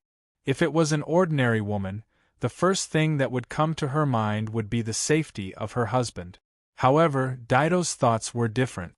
She immediately asked in surprise, "Isn't the commander of that army Prososus? He has already led the army to conquer Messenia and made a great contribution. How can he let you take over? Is father preparing to send another army?"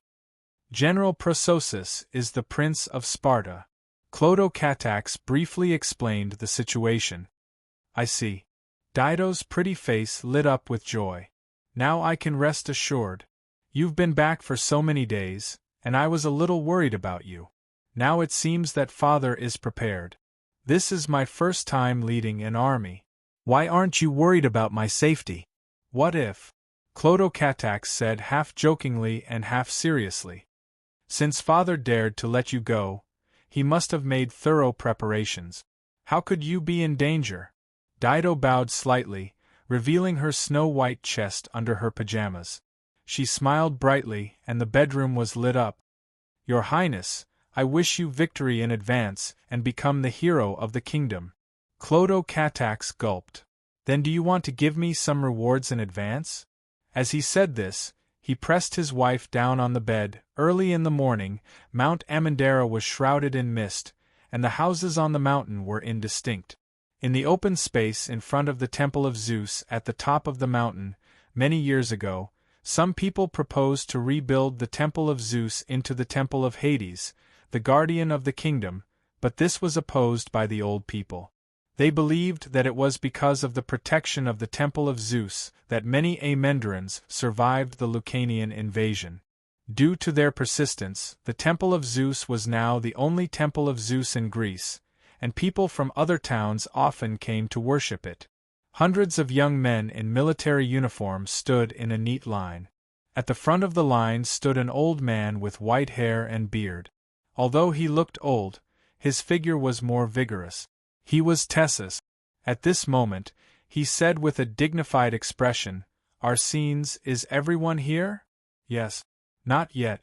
We're still missing one," the young man in the lead said hesitantly. "Who's missing?" Tessus shouted loudly. "Well, that depends. Arsenes, although you're only a temporary captain of the military training company," Tessus reprimanded him with dissatisfaction. Tessus reprimanded in dissatisfaction. "But since you've become an officer, you should strictly carry out your duties, and not try to cover up for your friend. You should know that military law is merciless.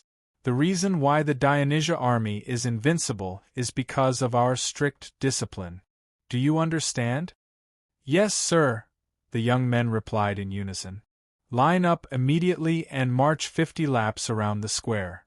One lap around the square of the Temple of Zeus was about 150 meters, and 50 laps meant 7,500 meters. The young men were all wearing armor and holding wooden sticks and shields. Because it was only training, they did not use real spears and shields, so the amount of exercise was quite large. But none of the young men objected. They immediately began to move. At this time, a young man hurried into the square. "Report! You're early, Tepens." Tessus stared at him. Hearing this, Tepens shuddered subconsciously. "Arsenes, according to military law, what's the punishment for being late for training?" Tessus asked coldly. This time, Arsenes did not hesitate. "You should be punished with 10 strokes. Tepens, did you hear that?" Tepens immediately panicked and tried to defend himself. "Uncle Tessus, I'm late because there are only soldiers and instructors on the training ground. Get down." Tessus strode over and gave Tepens a kick. Tepens did not dare to dodge. After taking the kick, he obediently lay down on the wet ground. Tepens looked very obedient, but in fact, he was the second son of Legion Commander Trotyras. Of course, almost all of these young men were from noble families. Matones, Olivers, Geogres, Agathia. Many of the sons of the kingdom's generals and ministers were among them. Arsenes, who was temporarily appointed as the captain of the company, was the adopted son of Legion Commander Melisande. After all, Amendola was the birthplace of the Holy Kingdom of Dionia. It was a special situation. Therefore, many retired soldiers of the Legion avoided the position of military training officer of Amendola. However, Tessus was different. He was originally a Persian mercenary and was comrade in arms with the fathers of these young men. Before he retired, he had been the 1st Battalion leader of the 1st Legion for many years. He had enough prestige and dared to train these young men strictly according to military law. The young men who were punished did not even dare to complain to their families because it would not only be ineffective, but they would also be beaten up by their fathers. Chapter 1161. Instead of letting Arseneus and the others carry out the execution, Tessus did it himself, because he could control his strength and the landing point of the blow very well, making Tepens feel a lot of pain without injuring his muscles and bones. After 10 strokes, Tepens still did not dare to groan loudly. He touched his butt and obediently returned to the team, following his teammates to carry out the rapid marching training. The messy and heavy footsteps and the ear-piercing sound of armors colliding continued. Then, led by Arsenes, the young men sang the Song of the Legion in unison, covering the noise. After 50 laps, although the formation of the whole column was not in a mess, most of the young men were already panting, and a few of them could not even stand steadily. When the young men wanted to catch their breath, Tessus's stern voice sounded, "There is an enemy 100 meters in front of you. Immediately split the column into phalanxes, march steadily for 50 meters, merge into a continuous horizontal formation, and then charge." Hearing this, there was a small commotion in the team, and some people expressed their dissatisfaction in a low voice. Tessus glanced at the team with a dignified face and said disdainfully, "What's wrong? You can't even complete this little exercise." When Legion Commander Amyntas led the 1st Legion to the first battle with the Rome in the Wolsey territory, in order to seize the opportunity, the entire legion of 8,000 people, whether heavy infantry, light armor, or light infantry, immediately went into battle after marching for more than 10 miles. You should know that the Rome army was very strong at that time, but the soldiers of the 1st Legion dragged their tired bodies and finally defeated the Rome army, obtaining the first victory against the Rome army. Of course, the casualties were not small. There was a flash of sadness in Tessus's eyes, and he said in a serious tone, "You said that you want to become an excellent soldier of the 1st Legion, but you can't even complete this small task. What qualifications do you have to become an official soldier? I think it's better to take the kingdom's examination and become a public official of the kingdom." The panting in the team disappeared, and every young man's face turned red, staring at Tessus. Arsenes shouted sternly, "Attention, brothers! Column into phalanxes! Roar!" The youths responded in unison. In the kingdom of Dionia, the military trainers were also divided into ranks. The military trainers of the Ministry of Military Affairs were the highest ranking, followed by the military trainers of the barracks of a region, and then the military trainers of the towns. Some towns were too large, such as Catani, which had several military trainers, and each of them was in charge of several demos. The reason why the military training officers were so detailed was to ensure that the citizens could receive adequate training during their military service. After all, the kingdom of Dionia was vast. During the busy farming season, the military camps in a region would only train once every 7 to 8 days, and it would take an entire day for the citizens to gather at the military camp. That was why the military training was usually carried out by the military training officers of various towns and dermo districts. They would seize all their free time to conduct strict military training for the citizens nearby, such as morning and night training, to help the citizens improve their military capabilities. This was an important manifestation of the importance Dionia placed on the military. The military trainers in towns and demos were basically retired soldiers of the Legion. Their pay was very low, and they took up the position mainly out of nostalgia for the military life and loyalty to the kingdom. Despite years of development, Amendola was only a small town with a population of a little more than 10,000. Therefore, there was only one military trainer, Tessus. In the past, he had to train thousands of people, but because the First Legion was transferred to Peloponnesus to fight, there were only a few hundred young citizens left in the town. Although it was only morning training today, they had trained continuously for 2 hours. When the red sun in the east leaped out of the sea, dispersing the morning mist between the mountains and spreading its scorching light, Tessus announced the end of the training. All the youths were so tired that they collapsed to the ground. At this time, Tessus's serious expression changed. He walked in front of each youth and commented on their training performance. Most of them were compliments, and he even asked Tepans if he felt any discomfort. Although Tepans repeatedly said that he was fine, Tessus still let the doctor who had been acting as an ambulance treat his previous injuries.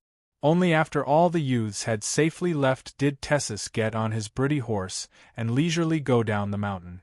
Along the way, he occasionally greeted and chatted with the people of Amendola that he was familiar with.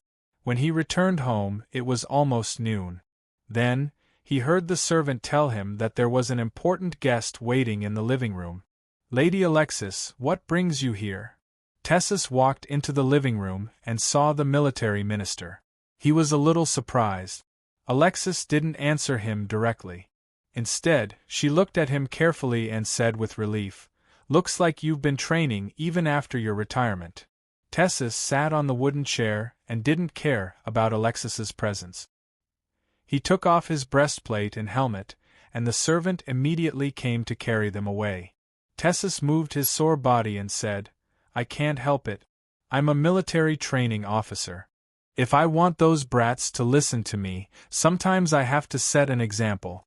Looks like you're doing well as a military training officer." Alexis praised him and then said seriously, "This time, I'm here on behalf of His Majesty and the Ministry of Military Affairs to invite you to take over as the commander of the First Legion." "Take over?" Tessus was very surprised.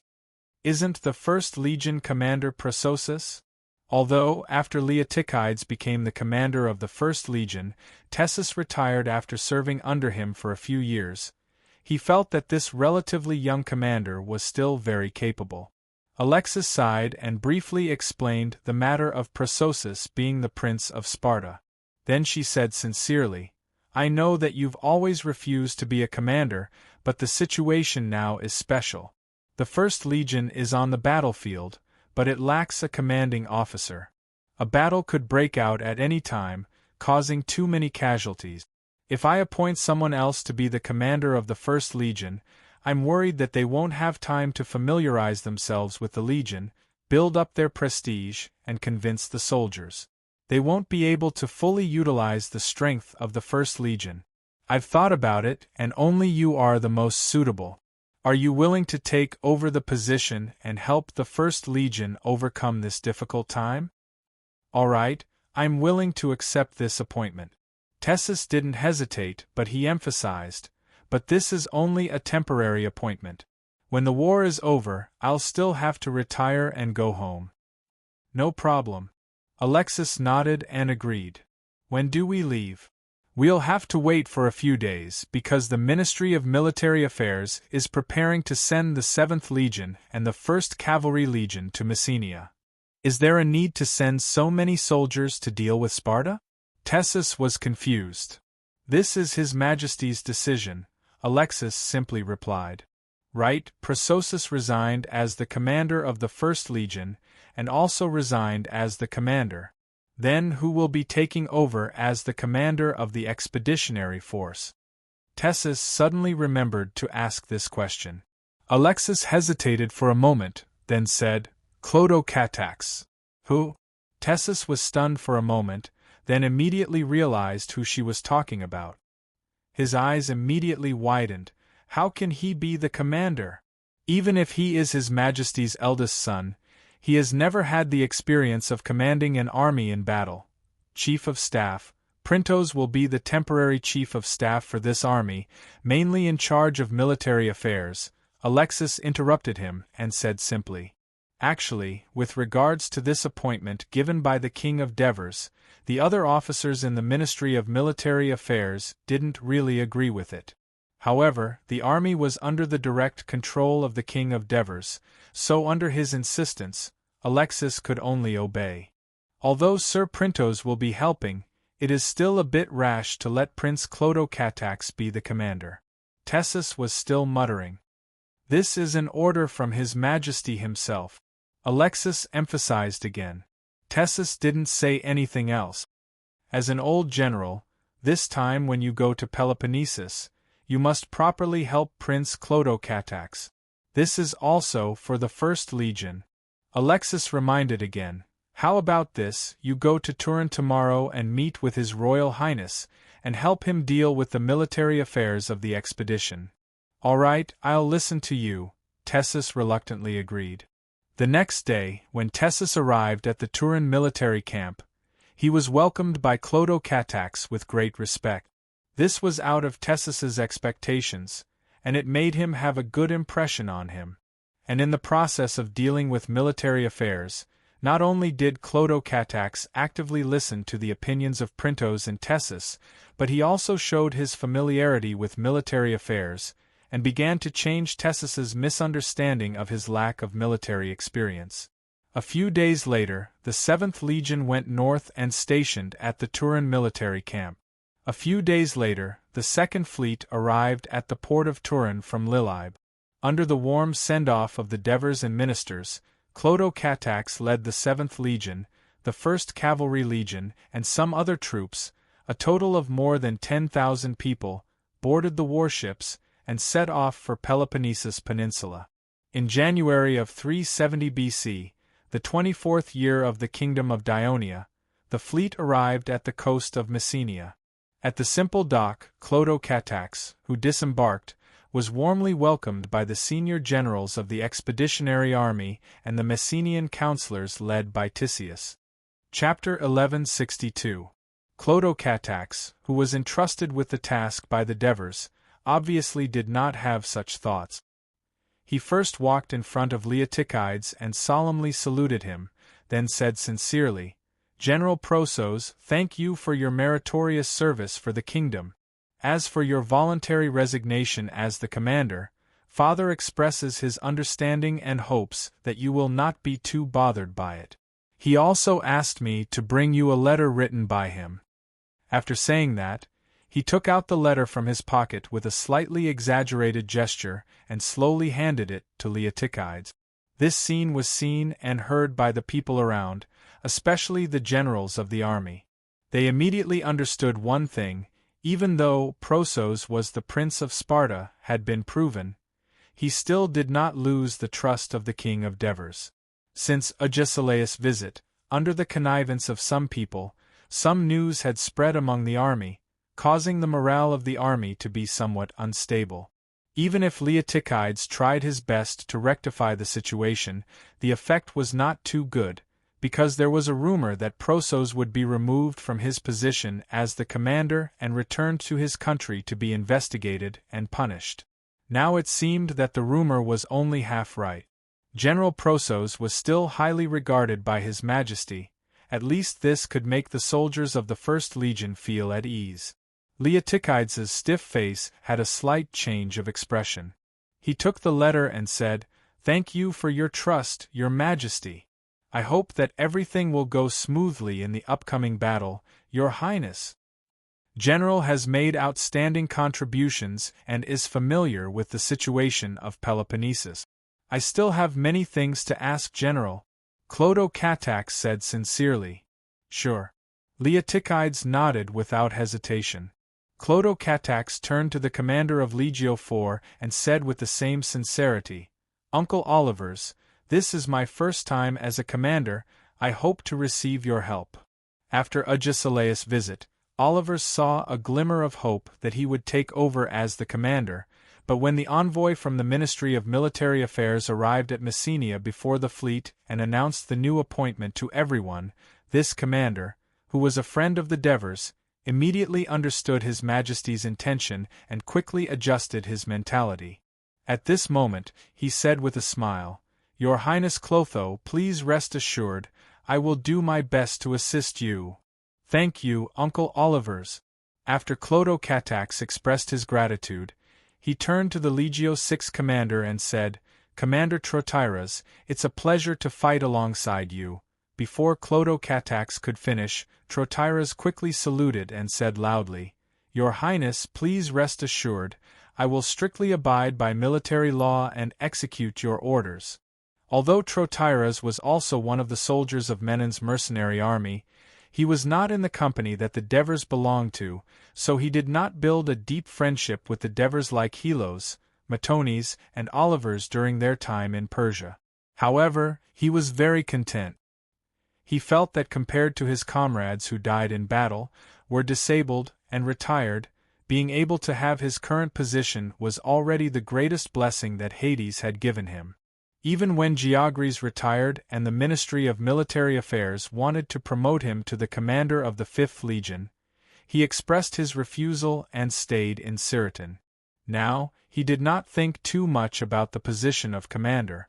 Even if the person who took over as commander was Clotocatax, who had no military experience, he firmly believed that the king of the Devers, who had led them to countless victories, would not give this appointment randomly.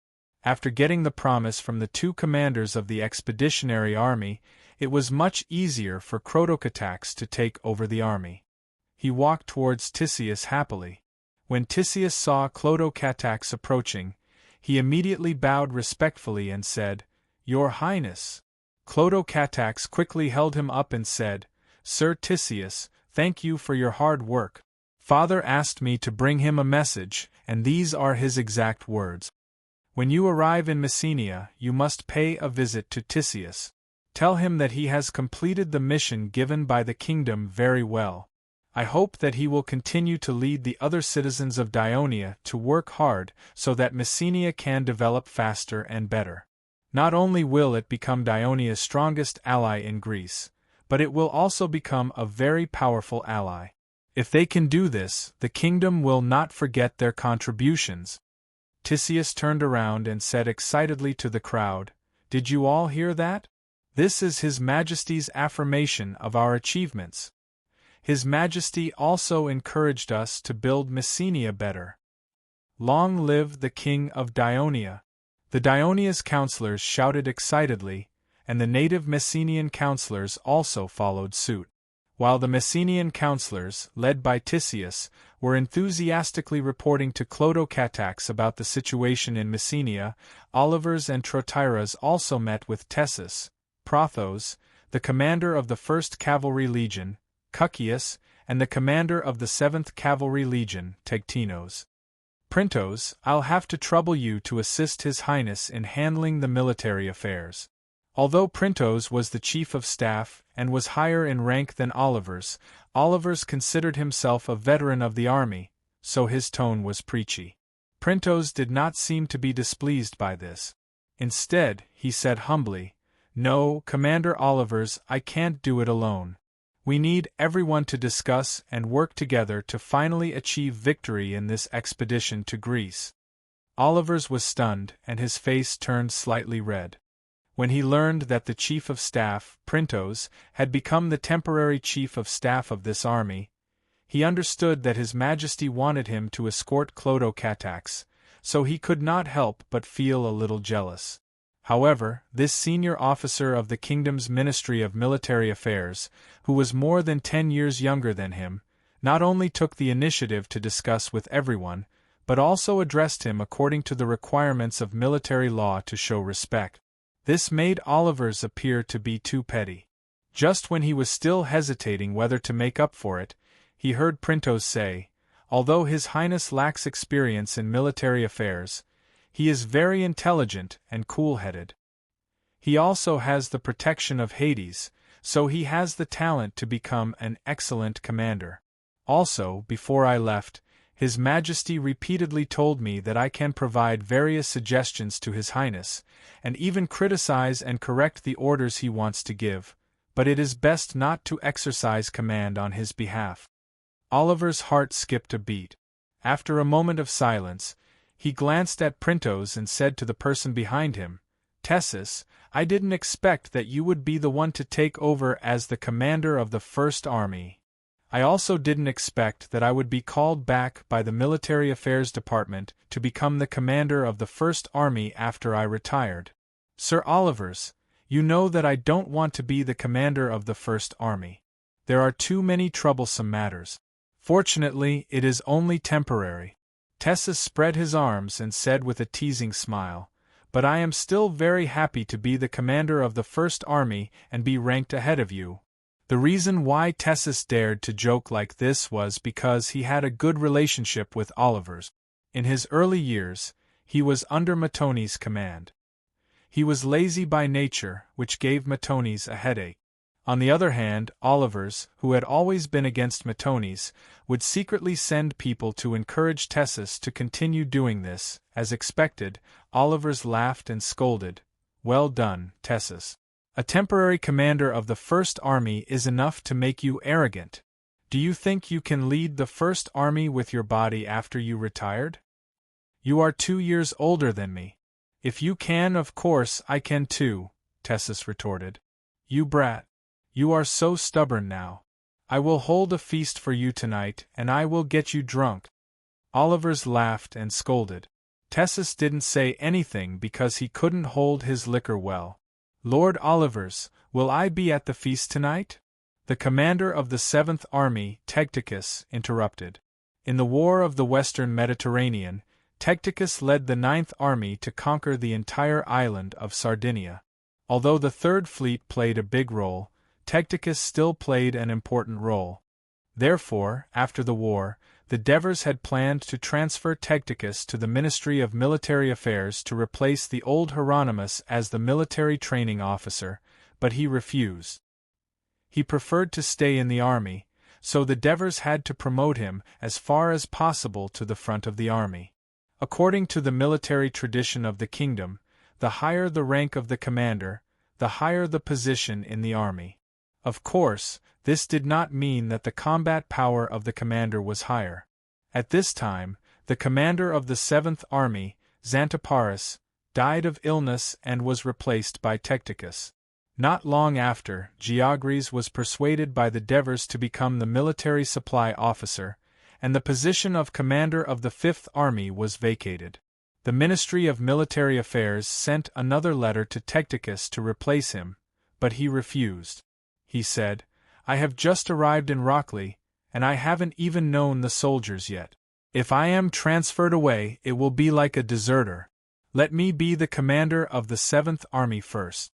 In the end, the Ministry of Military Affairs had no choice but to let the former commander of the 10th Army, Melisande, become the commander of the 5th Army. "Of course there is you. How can you not be a wine barrel?" Oliver's laughed. He turned to Trotyras and said, "This is a rare occasion. The 4 commanders gathered in Myrcenia are all comrades from Persia. Tonight, the 4 of us will have a meal and drink together, and have a good chat about the past." Trotyras glanced at Clodocatax, who was chatting with Tisius not far away, and said softly, "A meal is fine, but it is best not to drink. Although the army has not been fighting during this time, we are still in a state of war, and drinking is forbidden. Moreover, your Highness has just arrived, and us commanders are already drinking together, I'm afraid." Chapter 1163. Oliver's expression changed. He immediately realized that he had almost made a big mistake. If he had really done that and His Majesty the Devers found out about it, he would definitely think that he had taken the lead to embarrass Clodocatax. Then, he would definitely face the wrath of His Majesty. So, he quickly laughed and said, "Haha, the drinking was all to scare Tessus. We're just having a meal and chatting tonight. You're in luck. Messenia Bay has always been closed off, so the seafood is very delicious. The oysters are plentiful, big and fat. You can eat until you're stuffed to death." "Then I'll have to taste it." Tigerdalos quickly followed up. At that moment, he also realized that he had said the wrong thing. Printos breathed a sigh of relief. Now, he could not help but look up to Trotyras. Clodocatax and his party arrived at the camp, or rather, the city of Messenia, after more than a month of joint efforts by the Dionysian soldiers and the Messenians. This former Sparta camp could barely be considered a city. They entered the military tent and handed over military affairs to Leotychides. "This is my first time serving as an army commander. I don't have much confidence in being able to complete the heavy responsibility that my father has entrusted to me. General Prososus, you are a veteran general of the kingdom, and you have a deep understanding of the Peloponnesian Empire. Can you give me some pointers?"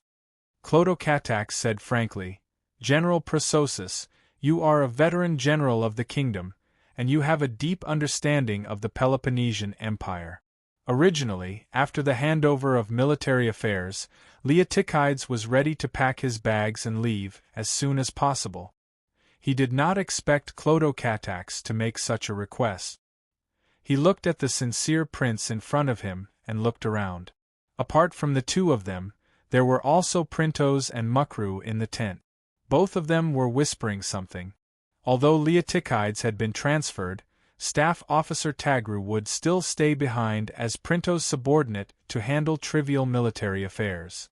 Leotychides hesitated for a moment and said coldly, "I'm the Prince of Sparta. Do you believe my suggestion? Father firmly believes that you will not betray the kingdom, so when he received your first letter, he rejected the proposal of the Ministry of Military Affairs and let you continue to be the commander. It was not until he received your second letter, when you voluntarily asked to resign from your position, that he hesitated for a long time before he finally agreed. He told me, people are human because they have rich emotions. It's completely reasonable that you can't fight your fellow countrymen. Moreover, he said to me with a sigh, I didn't expect that Prososus, who looks like a wooden man, is actually so affectionate and righteous. These were my father's exact words. Although I don't know much about you, my father trusts you. I have no reason not to trust you." Clodocatax was still as honest as ever. After listening to these words, Leotychides' heart stirred slightly, but his expression was still indifferent. He continued to ask, "After defeating the army of Sparta, how will your Highness deal with Sparta?" Clodocatax said solemnly, "Sparta is the most important city-state in Greece, and it is also an important part of the various forces in Greece. If we completely destroy it, not only will the people of Greece resent it, but it will also cause the power imbalance in the whole of Greece and the whole of Peloponnesus. This is not what my father wants to see, and it is not in the interests of the kingdom. Therefore, we will deal with the defeated Sparta the same way we dealt with Carthage. Sparta will lose its former glory, and there may be some changes in its political system, but it will continue to survive. Even the ordinary people of Sparta may live a better life than they do now, because as far as I know, the people of Sparta are living in a terrible state. After hearing this, Leotychides did not say anything. He slowly walked to the side of the main seat, pulled a wooden chair, and sat down. He turned around and said, "Mukaloo, bring me the map of Peloponnesus." The wooden map was placed on the table. Leotychides glanced at Clotocatax, then said in a deep voice, "Now that we have occupied Messenia, there is only Mount Taygetos between us and Sparta. However, it will not be easy to invade their territory. There are two ways.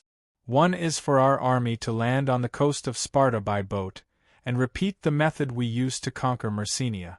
However, we were able to successfully conquer Messenia because our operation was too sudden, and Sparta did not have time to prepare their defenses.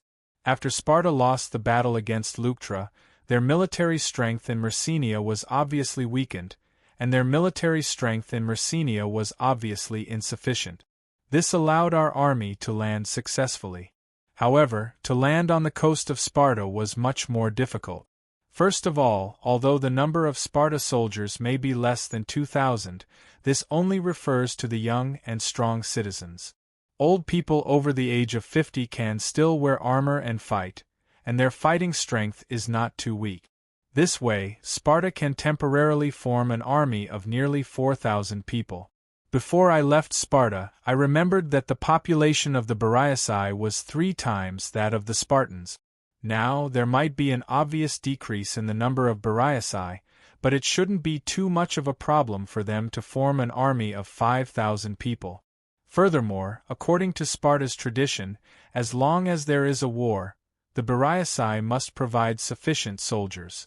In recent years, Sparta has been in frequent battles, so the Bariaci's fighting strength shouldn't be weak. There is also a large number of black rovers living in Sparta. The ancestors of these black rovers were conquered by Sparta long ago, and Sparta is stricter with them. Compared to Messenia, they are more loyal to Sparta. From what I remember, the number of black rovers is 7 to 8 times that of Sparta. Now, even if we lose Messenia, the number of black rovers left is at least 3 times that of Sparta. It should not be a problem to form a temporary army of 10,000 people. This way, Sparta can temporarily form a reliable army of around 20,000 people to defend against our landing. Secondly, the coast of Sparta is much narrower than the coast of Messenia, which makes it easier for Sparta to defend. Also, I received news from the navy that during this period of time, Sparta has set up countless wooden stakes near the coast. In this situation, if we want to forcefully land, even if we win in the end, we will have to pay a huge price. There is one thing I'm afraid you don't know. Some time ago, the First Fleet occupied the Kizira Island, an island in the Lagania Gulf. The Sicarian persuaded me to lead an army to land on the coast of Sparta, but I refused. He couldn't help but send out the infantry of the fleet to attack the coast of Sparta, but he failed. I heard that hundreds of people died. Clotocatax looked at Printos in surprise. Printos' face suddenly became solemn. The Ministry of Military Affairs did not receive any battle reports on this. Leotychides said faintly, "Maybe the battle report is still on the way. He is now on the Kizira Island, you can also ask him directly." Clotocatax felt a little headache. He thought that the biggest problem for him as a commander would be to make the officers of the expeditionary army obey him, but he actually forgot about the navy. The Sicarian, the father of the navy and the hero of the kingdom, was the most difficult to deal with. Leotychides did not care what the two people in front of him were thinking. He pointed at the map with his finger. The other way is from the north of Messenia, through the south of the Arcadia region, bypassing Mount Taygetos and entering the north of Sparta's territory. But the key problem is whether the Arcadians will allow our army to enter their territory. The city-states of Arcadia used to be allies of Sparta, but recently they formed an Arcadia Union, wanting to be independent from the Peloponnesus Union, so they were threatened by Sparta. If it weren't for our arrival, they would have probably gone to war with Sparta. The Arcadians had sent messengers to the Thebes for help, and the Thebes advised them to ask us for help. They also sent messengers to Messenia, wanting to intercede for the Arcadians. You mean the Thebes sent messengers? Clodocatax asked. They came 3 days ago, and the messengers were Epaminondas. Leotychides deliberately paused. Sure enough, Clodocatax asked in surprise, the Pyotia commander who led the army to defeat the Sparta army in Leuctra? That's him. Leotychides said calmly. But I didn't talk to him in detail. I told him that a new commander was coming, so he was willing to stay and wait. The Arcadians didn't send messengers? Printos asked. He and Clodocatax had the same doubts. Since the Thebes were here to help the Arcadia Union, why did the Thebes messengers arrive, but not the Arcadians? According to the Thebes messengers, the Arcadia Union messengers who were following him were suddenly called back before they could enter Messenia. This was because Sparta sent messengers to the Arcadians to ask for peace. Clodocatax was stunned for a moment, but he immediately understood. He could not help but ask, Sparta wants to stop the war with the Arcadians, and then focus on us. But will the Arcadians, who have been bullied by Sparta, agree? Your Highness. Leotychides sat firmly on the wooden chair and pointed at his feet. In a deep voice, he said, in the land of Peloponnesus, you must remember this saying, do not trust any agreement made by any city-state. For the sake of better survival and benefits, most of the cities here would be allies today, enemies tomorrow, and then restore peace the day after. This was quite common. For decades, the Arcadians have been allies of Sparta. However, in recent years they have been dragged into wars by Sparta. They are dissatisfied with the tyranny of Sparta, so they want to become independent from the Peloponnesus alliance. If Sparta takes the initiative to recognize their alliance and stop the war against them, it is very likely that the relationship between the two sides will be restored, and they may even join forces to deal with us. Chapter 1164. At this point, Leotychides sneered, perhaps in the eyes of the Arcadians, no matter how vicious the Sparta people are, they are still one of their own. No matter what we, the Daionia, say or do, we are still outsiders. They will be wary of Sparta, but they will be more worried about the real intention of the Daionia people to invade Peloponnesus. Clodocatax pondered for a while and asked with uncertainty, General, do you think that if Sparta takes the initiative to ask for peace, the Arcadians will join forces with the Sparta people to fight against us? This is my speculation. Otherwise, the Arcadians would not have sent an emissary after so many days. However, the situation in Peloponnesus is complicated, and I have been away from this place for a few decades. I don't know much about the current Arcadia region, so my speculation may not be accurate. It is also possible that the Arcadians are willing to cooperate with us, hoping that we can help them get rid of Sparta completely, said Leotychides cautiously.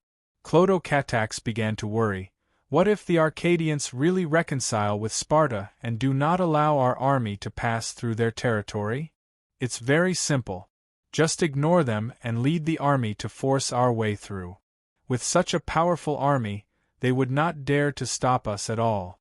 Leotychides' answer was firm, but Clodocatax frowned, but this will incite the dissatisfaction of the Arcadians. As outsiders, we have already caused suspicion and dissatisfaction among the conservative people of Peloponnesus by invading the Peloponnesus Peninsula. However, as long as we completely defeat Sparta, the other cities of the Peloponnesus will be intimidated by our strength. Even if they are dissatisfied, they will submit to us, Leotychides said calmly with a hint of disdain. Clodocatax didn't quite agree with what Leotychides said, but he didn't say anything against it. Instead, he continued to listen carefully. Even though Sparta might receive reinforcements from Persia, it's still relatively easy for us to defeat them head-on with our current forces. Not to mention that your Highness has brought an entire legion with you, Leotychides asked straightforwardly. Are you going to use so many soldiers just to deal with a weakened Sparta? Clodocatax hesitated for a moment and secretly glanced at Printos. Printos nodded slightly. So, Clodocatax said frankly, defeating Sparta is only our initial goal. His Majesty hopes that we can use this victory to unite the Greek city-states and dominate the political situation of the entire Greek. He wants to push the Persia out of Greece and make Greece a truly powerful barrier for the kingdom. Clodocatax's words were within Leotychides' expectations. He said with a serious expression, "It's not that easy for the kingdom to replace Sparta as the leader of Greece. These powerful Greek city-states will not easily yield, especially Athens. The people of Athens, like the people of Sparta, see Greece as their own and will not allow any external forces to compete for it. Therefore, if we want to complete the task given by His Majesty, we must first make Athens yield. Also, be careful of the people of Athens. Although they are our allies, they may not necessarily support us in taking control of Greece. In short, Athens, Thebes, Argos, Corinth, etc., including Elis, don't trust them too much. Your Highness, the only thing you can trust is the powerful army you lead. As long as you win a few more battles, you will eventually achieve your goal." Clodocatax fell into deep thought for a while before nodding solemnly. "Thank you for your reminder, General. I will keep it in mind. Before I leave, I hope that you can agree to a request of mine, Your Highness." "Go ahead." "My eldest son, Tertotus, is 17 years old this year and is still underage. This time, he came to Myrcenia as my bodyguard. Originally, I wanted to bring him to Sparta's territory for a walk. But now I can't do that." There was a rare hint of regret on Leotychides' face. "But after he found out about his identity, he is now unwilling to leave with me. He insists on seeing his so-called motherland with his own eyes. So, I hope that Your Highness can keep him and satisfy his. That's not a problem. He can stay as my bodyguard and follow me to Sparta in the future." Clodocatax agreed readily. After sending off Leotychides, Clodocatax looked at the chief of staff. "Lord Printos, what do you think of General Prasosis's words?" "Your Highness," Printos said seriously, "General Prasoius not only has a strong commanding ability, but he is also excellent at political affairs.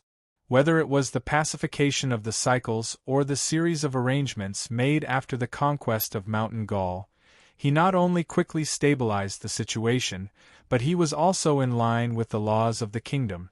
In addition, he grew up here, and he has a deeper understanding of the Greek mainland than we do. What he said should attract our attention. Just like he said, since we have no foundation in Greece, if we want to control the situation in Greece, I'm afraid that we will have to rely more on the military." Clodocatax fell into deep thought. In the evening, Adoris arrived at the camp's main tent. Clodocatax personally came out to greet him.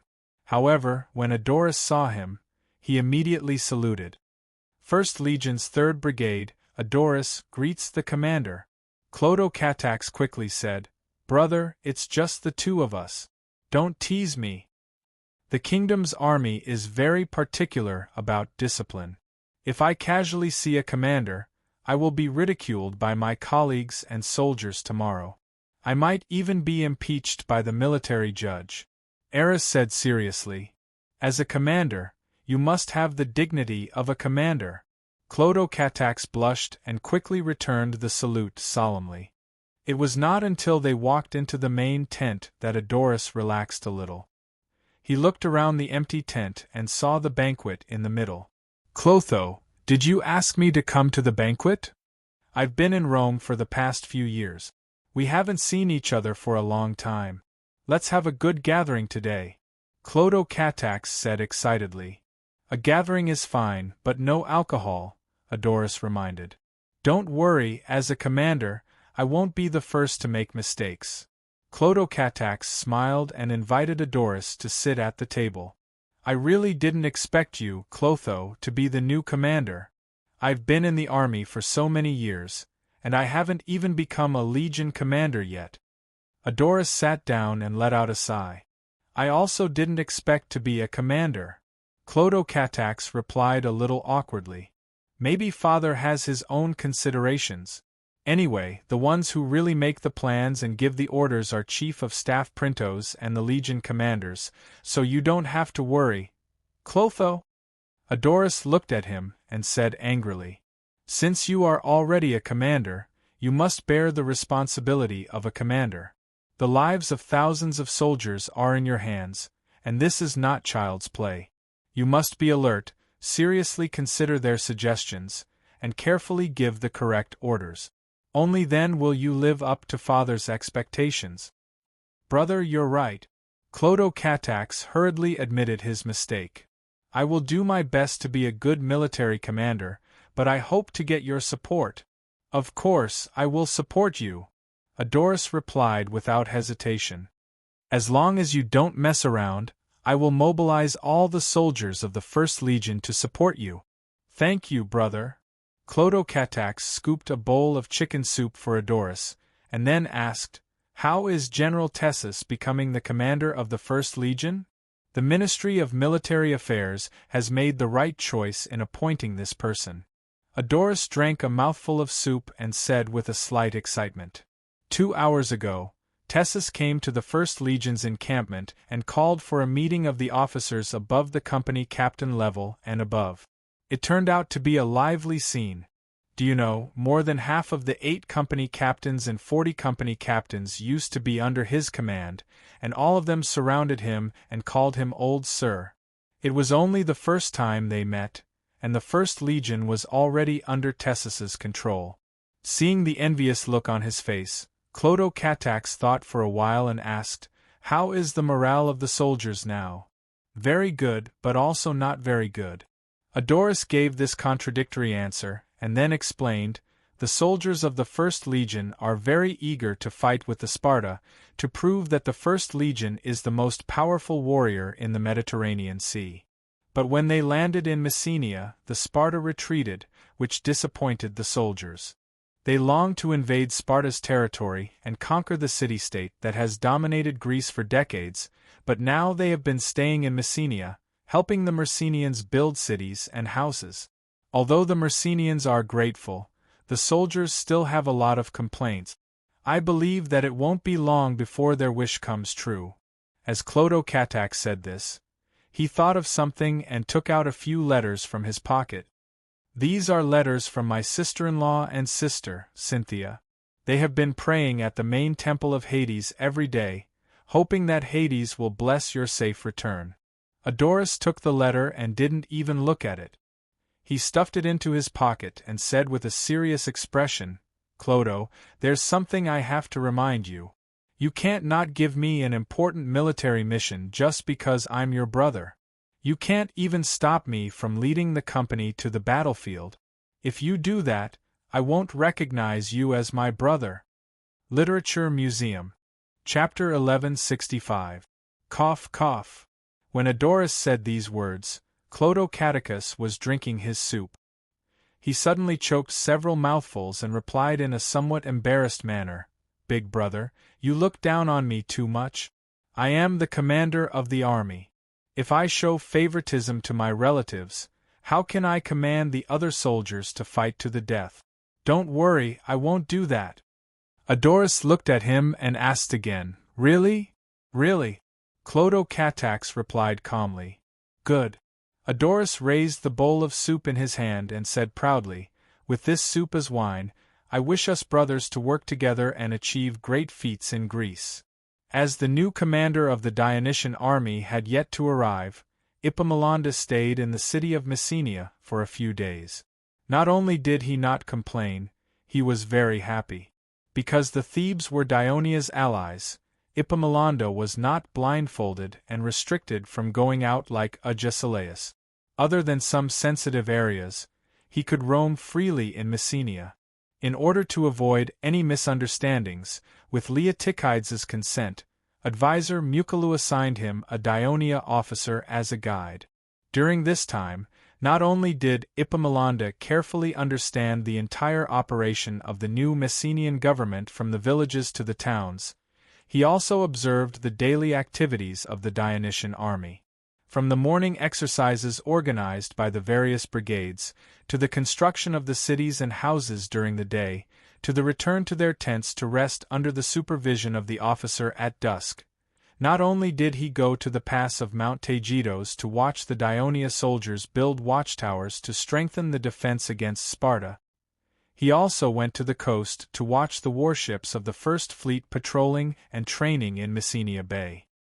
He even saw the supply camp using many camels to transport food and supplies from the simple port to the camp, cooking and distributing food to the soldiers in the camp, and the medical camp treating the injured soldiers.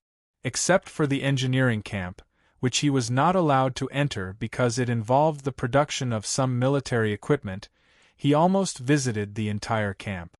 Until one day, he received a notification from the officer guide that the new Daionia commander wanted to see him. In fact, he already knew about the arrival of the new commander, because on that day, he specially rushed to the coast and witnessed the entire process of the Daionia army disembarking on countless ships and quickly assembling on the coast. Walking into the military tent, Epaminondas smiled and nodded at 5 to 6 fully armored officers.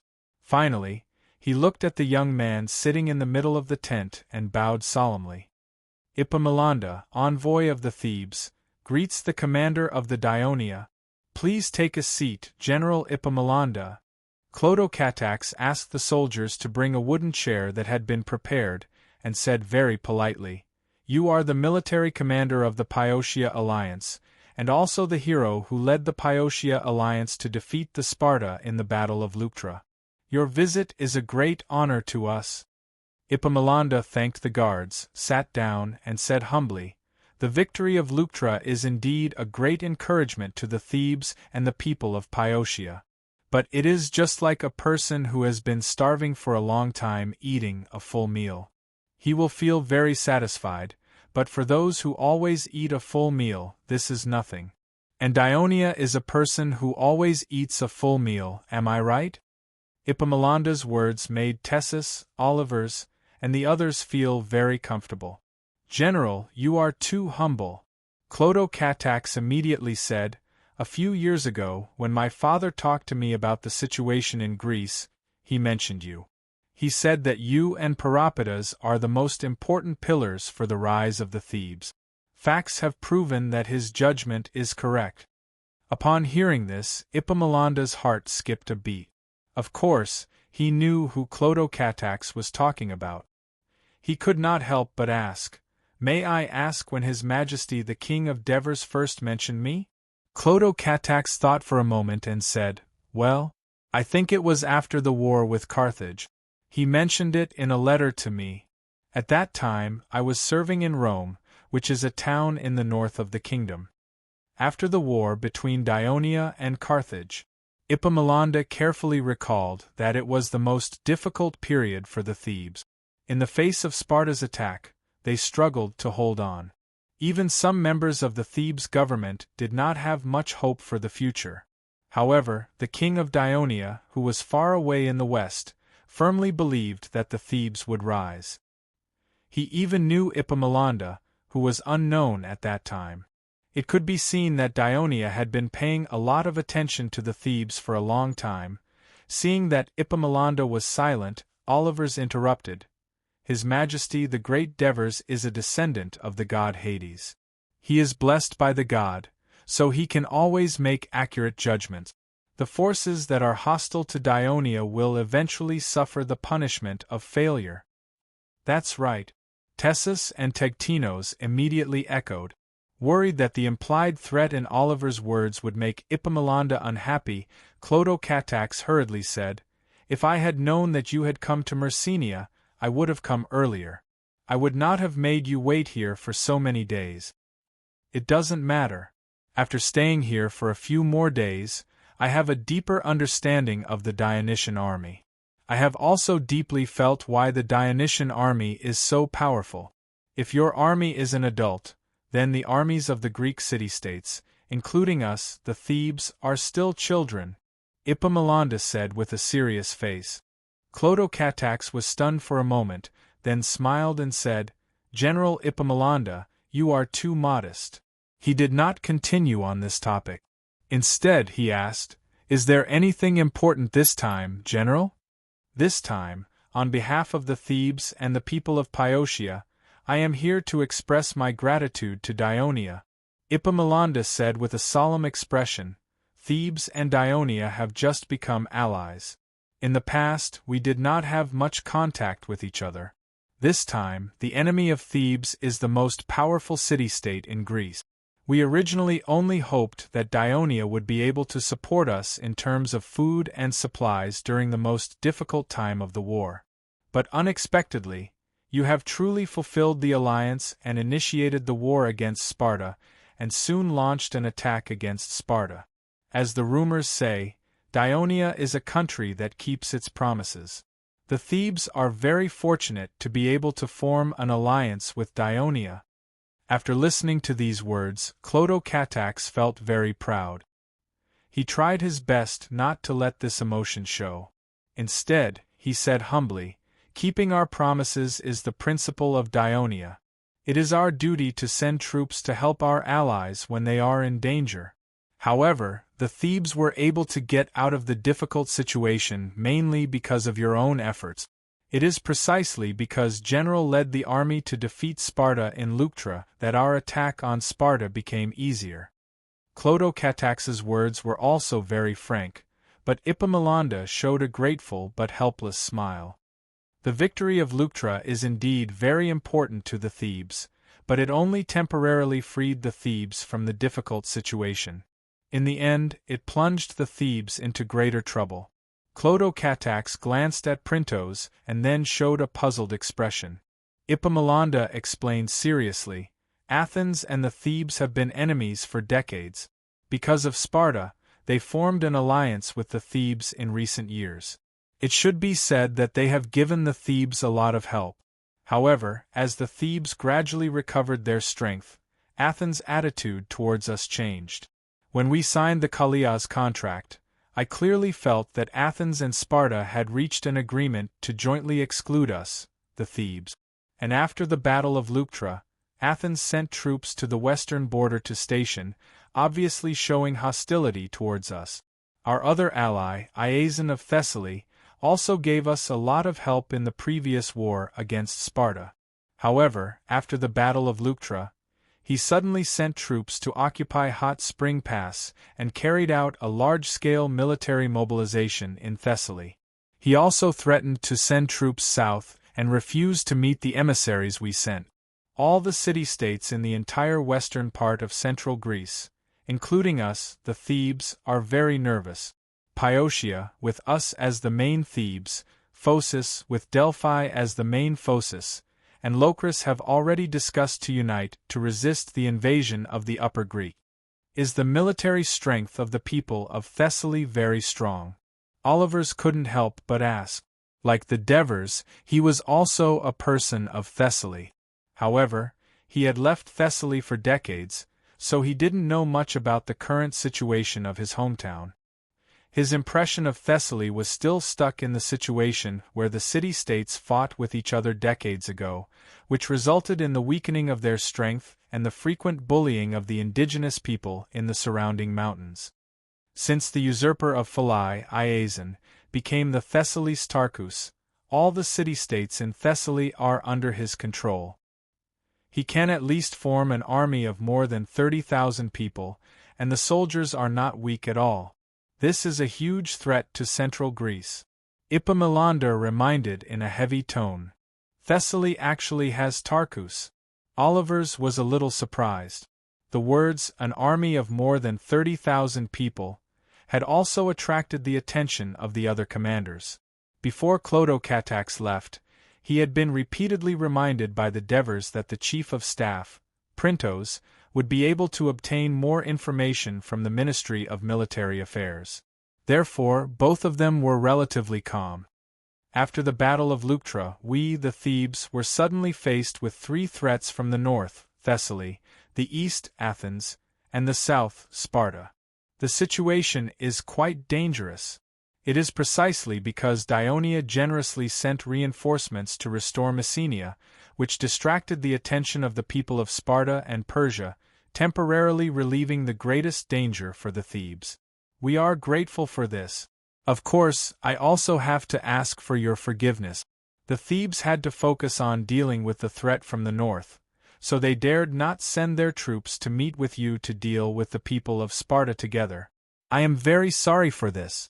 At this point, Epaminondas lowered his head and bowed respectfully to express his apology to Clodocatax. Chapter 1166.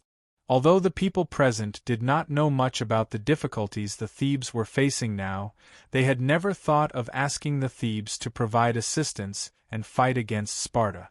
Therefore, Epaminondas' sincere apology surprised and moved the people led by Clodocatax. Clodocatax immediately said, "General Epaminondas, the Thebes are now facing difficulties and cannot support us. We can understand this, so His Majesty has specially sent enough soldiers to Peloponnesus to deal with Sparta. The strength of Dionia alone is enough. When Sparta is completely defeated, we will lead the army north to help you remove other threats and restore peace to the Thebes." Clodocatax did not make a promise casually because of a moment of excitement.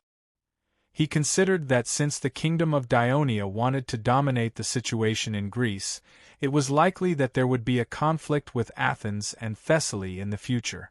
So, using the excuse of helping the allied Thebes could not only gain the gratitude and assistance of the Thebes, but also conceal their true purpose.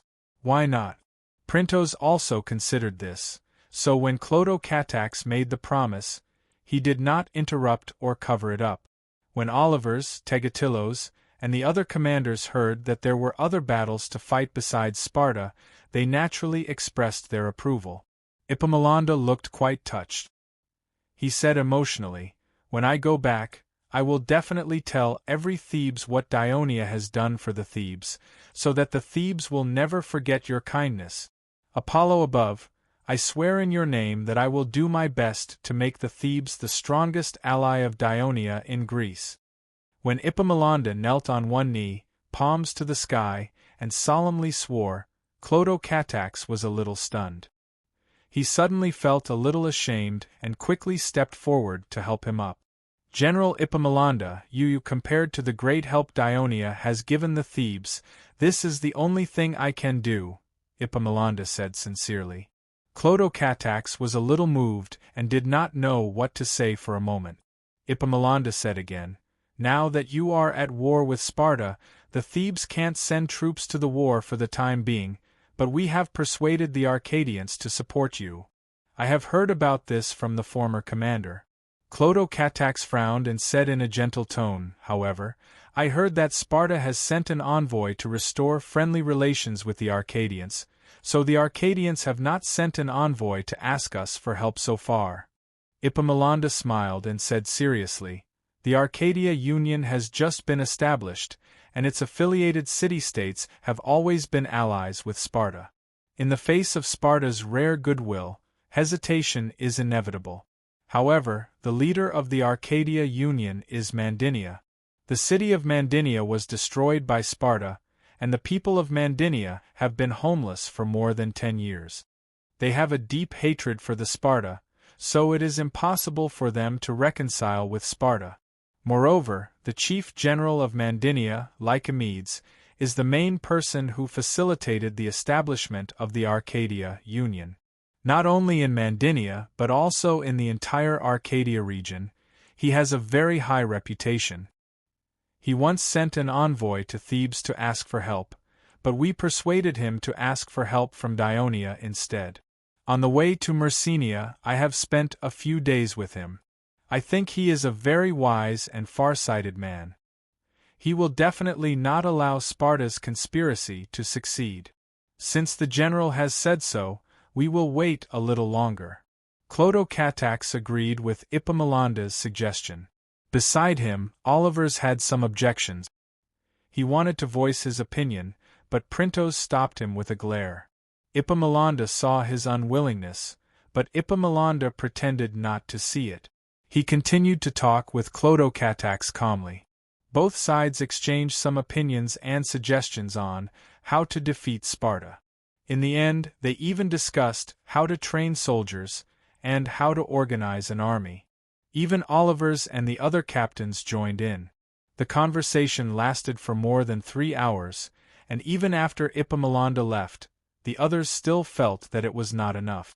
Looking at his back, Clotocatax could not help but sigh. Not only is Epaminondas very insightful in military affairs, but he is also very knowledgeable. He is also so humble and eager to learn. What a respectable old man! What a pity! Printos said in a low voice, "We have come to Greece. This will definitely limit the growth of the Thebes. Epaminondas may not have the opportunity to continue to display his talents. But at least we have prevented more Thebes from dying," Clotocatax said softly.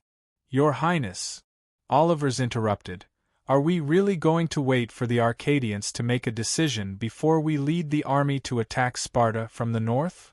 Uncle Olivers. Although Clotocatax's tone was gentle, his expression was firm. "The situation with Peloponnesus is complicated. We cannot rush it. Otherwise, we may very well turn friends into enemies." As it turned out, Epaminondas' judgment was not wrong. Clotocatax's decision to wait was also correct. On the second day after Epaminondas left Messenia, the emissaries of Arcadia arrived, led by Lycomedes. Originally, he had only come to ask for help. However, in Messenia, he saw the powerful army of Dionia, and the Dionysian army was doing their best to help the Messenians rebuild the new Messenian government and city. After some thought, Lycomedes changed his mind. He decided to form an alliance with Dionia. Clotocatax held a meeting with him as the commander of the Dionia expeditionary force and as a prince. After 2 days of discussion, the two sides drafted a preliminary resolution. The main content of the resolution was: Dionia recognized the Arcadia Union and guaranteed that its interests would not be violated. The Arcadia Union also recognized Messenia and would maintain friendly relations with it.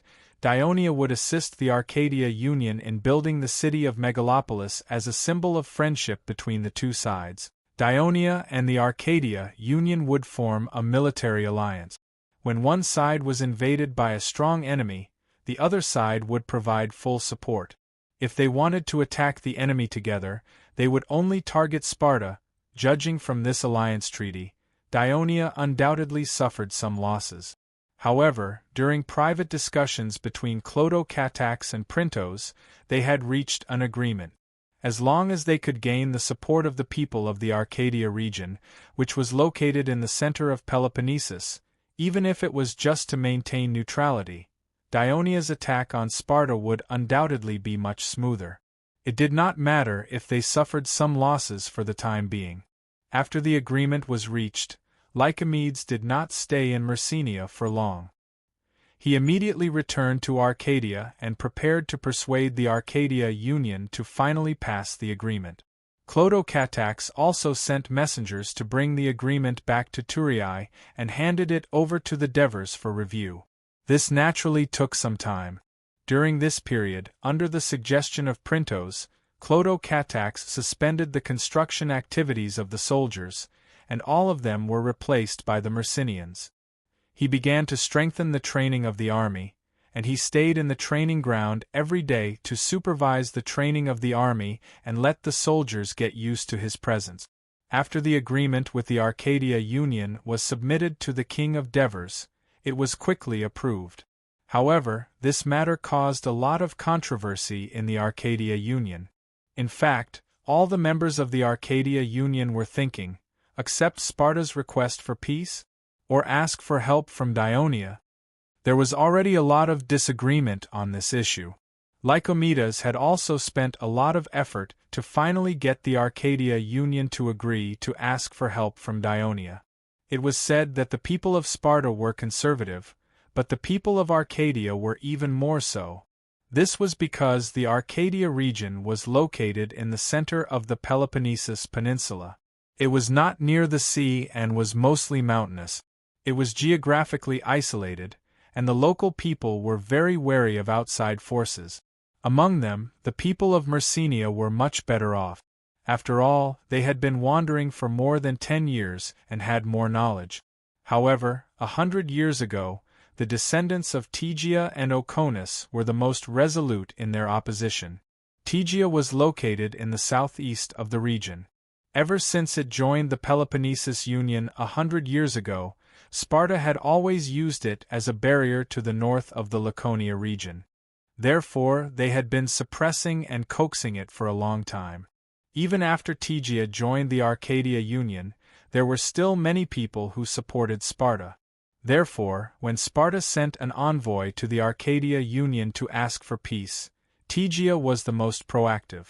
On the other hand, Oconus was located in the east of the Arcadia region and was adjacent to Pisa. The two had a close relationship. When the Olympia was held, Oconus even shared some of the benefit. For example, Oconus merchants were allowed to set up stalls in some good areas of the Olympia, and Oconus priests were allowed to participate in the Olympia. Pisa, on the other hand, was fully supported by Sparta. This caused the people of Oconus to have mixed feelings towards Sparta. In the eyes of these city-states of the Arcadia Union, independence from Sparta's control was a last resort. However, helping an outside force to fight against Sparta was unacceptable. Even though Lycomedes argued that this was only a temporary measure to ensure the safety of the Arcadia Union, the councillors of these city-states still found it hard to accept. Therefore, for a few days, the Council of the Arcadia Union debated on the issue of forming an alliance with Dionia. The top. Chapter 1167. At this moment, a shocking piece of news came. A large Sparta army had entered the Arcadia region from the north. The councillors of the Arcadia Union were shocked, especially the Mandinians led by Lycomedes. Wasn't Sparta in the southeast of Arcadia? Why did its army appear in the north? It turned out that Sparta had hired many soldiers in northern Greece, Ionia, and Asia Minor with the gold and silver provided by Persia. Persia also provided ships to transport them to Greece. However, they did not land on the coast of Sparta because the Dionysian fleet had blocked the coast. Instead, with the tacit consent of Athens and Corinth, they entered the Serene Bay on the east of the isthmus and docked at the port of Corinth. After the mercenaries had assembled, Archidamus led them to the south. Lycomedes was anxious. Mandinia was located in the northeast of the Arcadia region, which was the only route for the Sparta army. Moreover, as the initiator of the Arcadia Union, Mandinia was a thorn in Sparta's side. Lycomedes shouted in the alliance, "The army that Sparta built with the help of Persia has entered Arcadia without permission. They are not here for peace. They are here to destroy the Arcadia Union, which is seen as a threat by Sparta. They want to enslave Arcadia and fight for the interests of Sparta again. If the Arcadia Union does not form an alliance with Dionia as soon as possible and let the Dionysian army stop the ruthless mercenaries of Sparta, then the newly formed union will soon perish, and all those who support the establishment of the union will become ghosts under the club of Sparta." Lycomedes' words moved the councillors. Then they received news that the Sparta soldiers who invaded Arcadia had destroyed and ravaged the land of Phreos. Finally, the Arcadia Union passed the agreement with a slight advantage. In the early spring of 370 BC, the 24th year of the kingdom of Dionia, the Arcadia Union and Dionia formed an alliance. Then, Clotocatax led the 1st, 4th, Legio VI, the Mountain Reconnaissance Brigade, the 1st Cavalry Legion, and half of the 7th Legion. 3,000 soldiers were stationed in Messenia, with a total of about 32,000 of soldiers, to the north and entered Arcadia. At this time, the Sparta mercenaries led by Archidamus were already attacking Mandinia. The Sparta Council of Elders had already learned from the pro-Spartan faction in the north that the Arcadia Union was going to form an alliance with Dionia. They hated the leader of the alliance, Mandinia. Because the timely arrival of the mercenaries boosted their confidence, they decided to deal a heavy blow to Mandinia, first to intimidate the Arcadia Union and force it to side with Sparta again.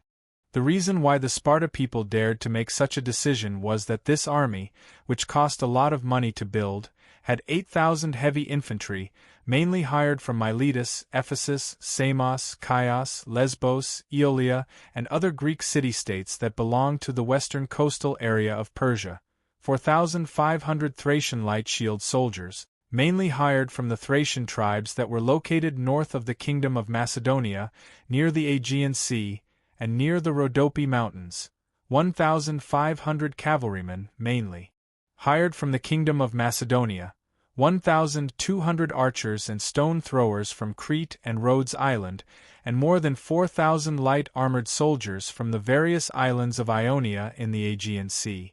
In total, there were more than 20,000 soldiers, and at least $10,000 gold coins and countless food were consumed every month. Of course, these were all provided by the people of Persia. This was the first time that Archidamus had led such a large and well-equipped army, and he was confident that he could take down Mandinia in a short time. However, when he led his army into the territory of Mandinia, the people of Mandinia had already hidden in the city, so Archidamus began to attack Mandinia. He originally thought that with his superior forces, he should be able to take down Mandinia quickly, but he did not expect to run into a snag. The former city of Mandinia was destroyed by Sparta with a flood. After the Mandinians returned to their home after many years of exile, they were determined not to let their city fall to the Sparta again, so they made a clever design for the new city. The Mandinians chose a very high place on the bank of the Orpheus River as the place to build the city, and then they dug a new channel nearby, so that the Orpheus River was divided into two upstream of the city, bypassing the new city site and joining downstream. The river, which was originally a huge threat, became a natural moat for the city after such a transformation. They also laid a solid stone foundation for the entire city, and the city walls were all made of brick.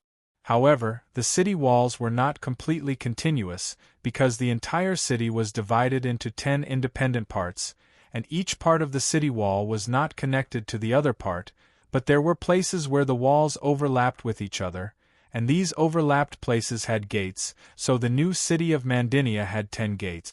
For such a unique and irregular city, for the Sparta army, they had to take down the city one by one in order to completely occupy the whole city. On the other hand, the city walls of Mandinia were independent of each other according to the height of the terrain. This prevented the Spartans from fully deploying their superior forces, and the soldiers attacking the city would also suffer long-range attacks from the defending side. Moreover, there was also the Orpheus River as a barrier. Archidamus launched several attacks on Mandinia using the traditional Greek siege method, but not only did he not make any progress, but he also suffered some casualties, forcing him to change the attack to a siege, and then send messengers back to Sparta to report the situation. At the same time, Clotocatax had led his army into the southwest of Arcadia region, which was a rare hilly area in the Arcadia region.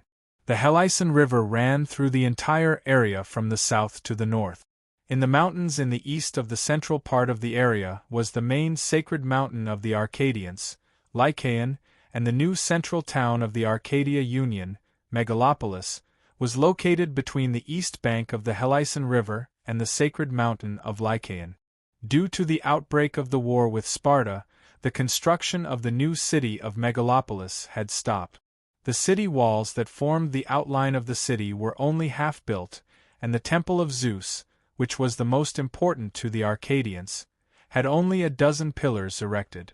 Scaffolding and stones could be seen everywhere in the city. Only one building, though simple, had been completed a long time ago, and that was the Council Hall of the Arcadia Union. It was the foundation of the existence of the entire Arcadia Union.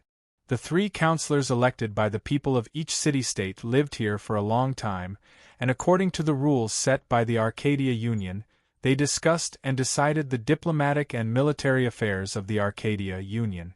At this moment, Dozens of counselors of the Arcadia Union walked out of the city of Megalopolis and looked south. In the distance, they saw countless Dionia soldiers dressed in excellent armor and weapons, lined up in neat columns, crossing the pontoon bridge they quickly built on the Helicon River. Although the sound of footsteps and armors colliding was quite noisy, and dust was flying everywhere, few people complained loudly. The whole army was like a silent black dragon, swimming forward without stopping. The counselors of the Arcadia Union stood and looked for a while, but they could not see the head of the dragon, nor could they see its tail. They were a little surprised. At this moment, another branch of the long dragon split off and headed straight north. When they were about to reach them, the young general who was riding a tall horse and wearing a golden crown on his head raised his right hand and waved it down. Then, the army behind him instantly stopped advancing, and the soldiers stood in silence. This scene once again shocked the counselors. Lycomedes immediately went down from the high ground and went to greet them, and the other counselors followed closely behind. Clodocatax also dismounted and led Printos, Mucru and the palace guards to greet them. General Clodocatax, thank you very much for your timely help.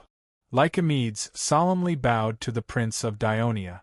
Clodocatax quickly held him up and said sincerely, Sir Lycomedes, now that the Arcadia Union and Dionia are allies, this is what we should do. Please rest assured, according to the military law of Dionia, our soldiers will not do anything to destroy the friendship between the people of the two countries on the land of our allies. If there are soldiers who violate the law, they will be severely punished. As soon as this was said, many of the counselors of Arcadia breathed a sigh of relief. Suddenly, one of the counselors asked loudly, How many soldiers did you send?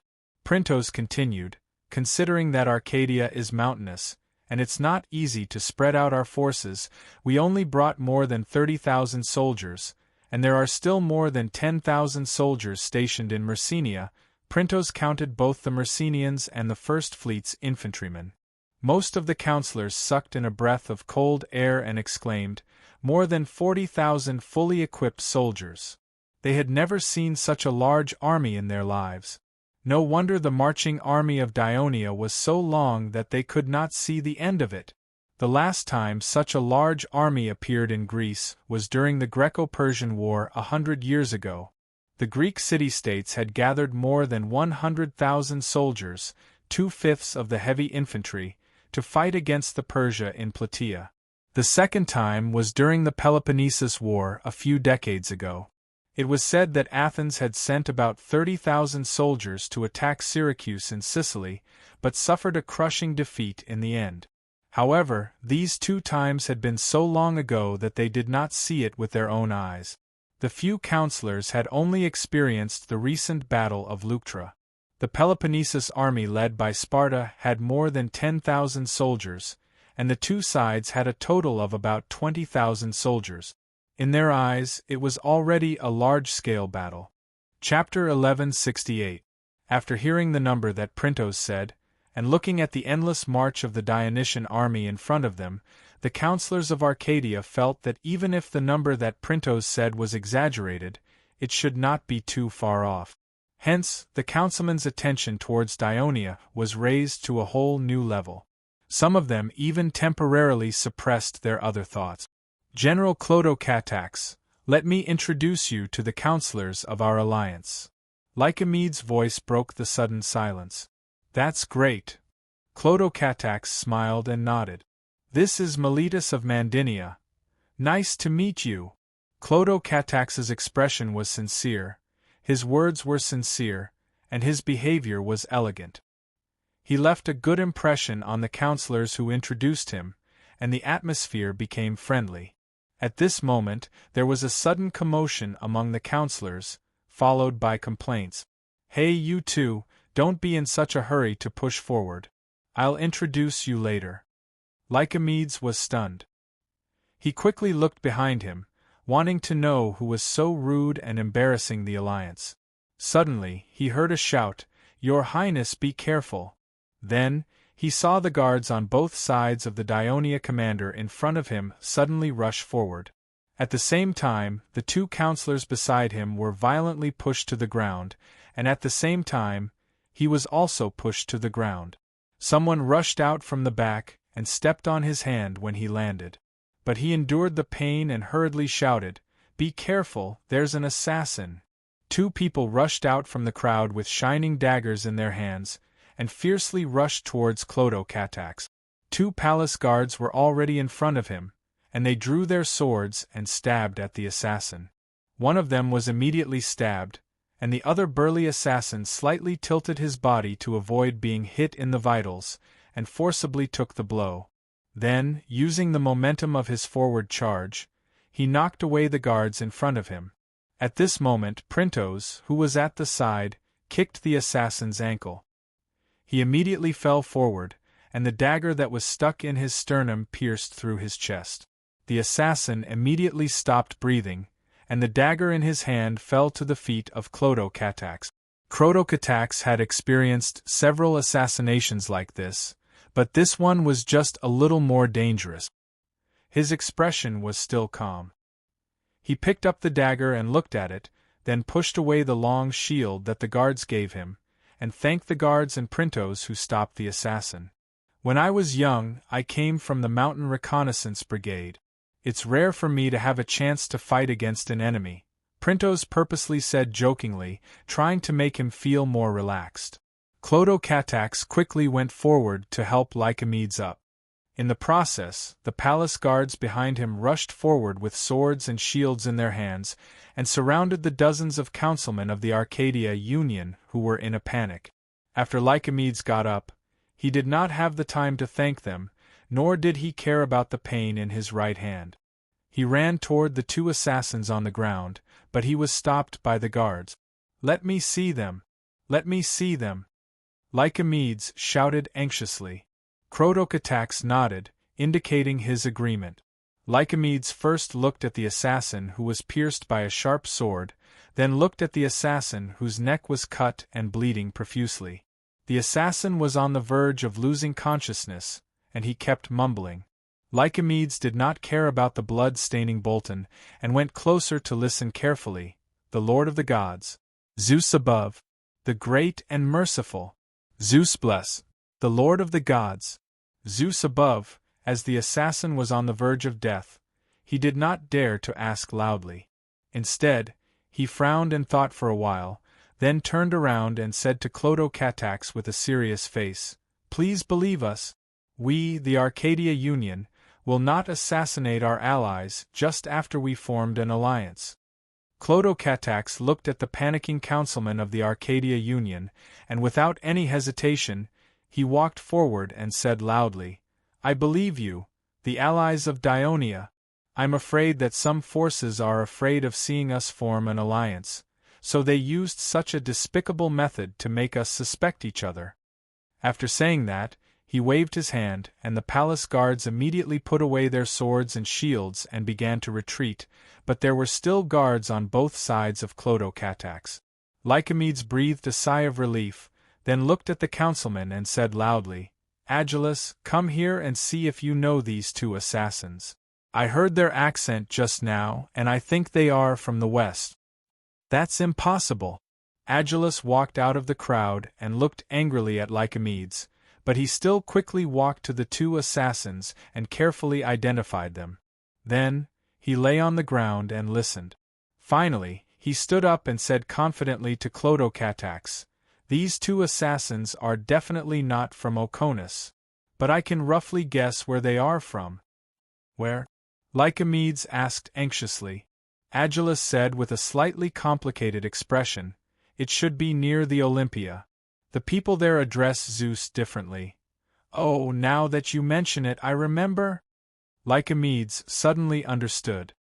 He hesitated for a moment, then said to Clodocatax, "These two assassins are probably sent by the Pisans because they are loyal allies of the Sparta, but it could also be the decision of the Olympia people."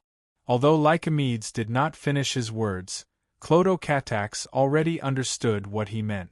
Because Dionia had Hades as the guardian of the kingdom and also worshipped him as the lord of the Greek gods, this was obviously different from the Greek view of the gods. This was especially true for the people of Olympia, who had the most magnificent temple of Zeus, held the grandest games to worship Zeus in Greece, and had the most devout believers of Zeus in Greece. They undoubtedly hated the faith of the Dionia to the bone. Clodocatax subconsciously looked at the temple of Zeus that was still under construction in the new city of Megalopolis. Originally, he wanted to take this opportunity to promote the kingdom of Dionia's attitude towards all faiths and religions equally. It was not like he had never done such a thing in Rome before. But after thinking about it, he gave up on the idea and said, "Now that everything is clear, the Pisans and Olympia sent assassins to kill me in an attempt to destroy the alliance between Dionia and Arcadia, and to stop the reinforcements of the Dionysian army to Arcadia. We must not let their plot succeed. We must defeat the invading Sparta as soon as possible, and then we will go back and settle the score with the Pisans." "That's right. Mandinia is now besieged by the Sparta, and they urgently need reinforcements," said a Mandinian counselor eagerly. The other counselors also rushed to agree. Everyone wanted to escape from this strange and awkward atmosphere. "What's the current situation in Mandinia?" Clodocatax looked at Lycomedes. He had been negotiating the alliance agreement with this Mandinian leader for 2 days, and he had a deep impression of this man's steadiness and foresight. So, he was more willing to believe what Lycomedes said. Lycomedes looked at his Mandinian colleague, and said in a heavy tone, "We, the people of Mandinia, have learned our lesson from the last time the city was destroyed. The design and construction of the new city should be very sturdy, and we should not be afraid of the enemy's long-term siege. However, we did not expect the number of soldiers hired by the Sparta would be so great, and they are also well equipped. If the Sparta continue to launch a fierce attack, we are very worried that Mandinia will not be able to defend for long. This situation is very likely to happen, because the Sparta people hate us very much. Once Mandinia falls, I'm afraid that this time, the people of the city will be slaughtered by the Sparta people." Clodocatax nodded sympathetically. Just when he was about to speak, Printos beside him asked, "How many Sparta soldiers are besieging Mandinia?" Based on the reports from the messengers who risked their lives to escape from the city, the Sparta army has about 20,000 soldiers, and there are no less than 6,000 heavy infantry soldiers. They also have more than 1,000 cavalry soldiers. Lycomedes replied. Printos compared what Lycomedes said with the information obtained by the mountain reconnaissance team, and he had a rough idea of the situation. He then signaled to Clodocatax with his eyes. By now, Clodocatax had calmed down. Because he almost made some kind of promise out of impulse just now, he felt a little guilty and gestured for Lycomedes to speak. Printos immediately asked, "Regarding the invasion of Sparta, what is the plan of the Arcadia Union to deal with it?" After receiving the news of the invasion of Sparta, the Arcadia Union has begun to mobilize the entire region. Lycomedes said solemnly, however, the Sparta mercenaries are coming from the northeast of Arcadia, and the southeast of Arcadia is adjacent to Sparta. Therefore, the citizens of all the cities in the east must first defend their cities. I estimate that the Arcadia Union can only gather about 3,000 soldiers, and it will take at least 4 to 5 days for them to gather together. After that, we will lead this army to help Mandinia. However, compared to the Sparta army, our numbers are too small. Therefore, in order to defeat the Sparta army, we need your help. It's not just about saving Mandinia. If Sparta's own army attacks from the south, they may directly threaten this place. Then, another counselor's words resonated with everyone. Printos looked at the worried faces of the Arcadia Union counselors and said loudly, "The reinforcements of Dionia are advancing eastward, and it is estimated that they will arrive at the border of the Tegea region this afternoon. This region is adjacent to Sparta's territory. We will build a camp there, and try to make the camp as far east as possible to block the road to Tegea. Chapter 1169. This will allow the Dionysian army to set up camp and store rations in the Arcadia region. It will also protect this place from Sparta's armies from the north and the south, preventing them from threatening the new city of Megalopolis. He then looked at Lycomedes and said solemnly, "It will take at least 3 days to build the camp. After the camp is basically built, His Highness Clodocatax will lead the main force eastward, pass through Tegea, and head north to reinforce Mandinia and defeat Sparta." His words caused a commotion among the Arcadian councillors. They discussed in low voices for a while, and they all agreed with the Dionysius plan, believing that they had thought it through. The first to respond was Lycomedes, as he understood why the other party was looking at him. He immediately said, "We, the people of Mandinia, are confident that we can hold on for at least a month." Then, someone else said, "When our soldiers are assembled, we will rush to Mandinia as soon as possible and fight with the people of Sparta with you." Printos replied with a serious expression, "Our soldiers are happy to have the opportunity to fight alongside the citizens of Arcadia. However, based on the current situation, I have a suggestion for you to consider. This is the center of your alliance, and there are many villages around it, but they lack sufficient protection. Although we will build a camp in the east to stop the invasion of Sparta, we are not familiar with the geography here. We do not know if Sparta will cross the mountains, bypass the camp, and launch a surprise attack on Megalopolis. Therefore, I suggest that you build an army here, and defend against the surprise attack of Sparta together with our army in the camp." When Printos made this suggestion, Clodocatax was surprised, as it was a little different from the plan they had discussed before. However, he suppressed his doubts and did not raise any objections on the spot. On the other hand, Printos's suggestion moved the Arcadian councillors. After a short discussion, they agreed. At this moment, their attitude towards Clodo and Catax had greatly changed. They became much more enthusiastic. After all, the Spartans were currently invading the territory of the Arcadians. However, it was the Dionic army that blocked the Arcadians' way, preventing them from suffering too many casualties. It was inevitable that they would feel guilty. After Clodocatax and the rest bid farewell to the Arcadian councillors and rode their war horses to catch up with the army, Printos took the initiative to explain to the young commander, "Your Highness, please forgive me for changing the previously discussed plan. The previous military plan of Dionia was to let the Arcadia Union send an army to fight side by side with the Dionysian army. This would not only enhance the friendship between the two sides, but at the same time, with the Arcadian army as a guide, it would undoubtedly allow the Dionysian army to integrate into this unfamiliar war zone faster." "I think Lord Printos must have an important reason for doing this," said Clodocatax in a gentle tone.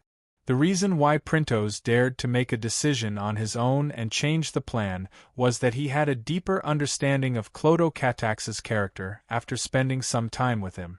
At this time, Clodocatax's understanding made him feel reassured, and also made him more determined to assist the young prince.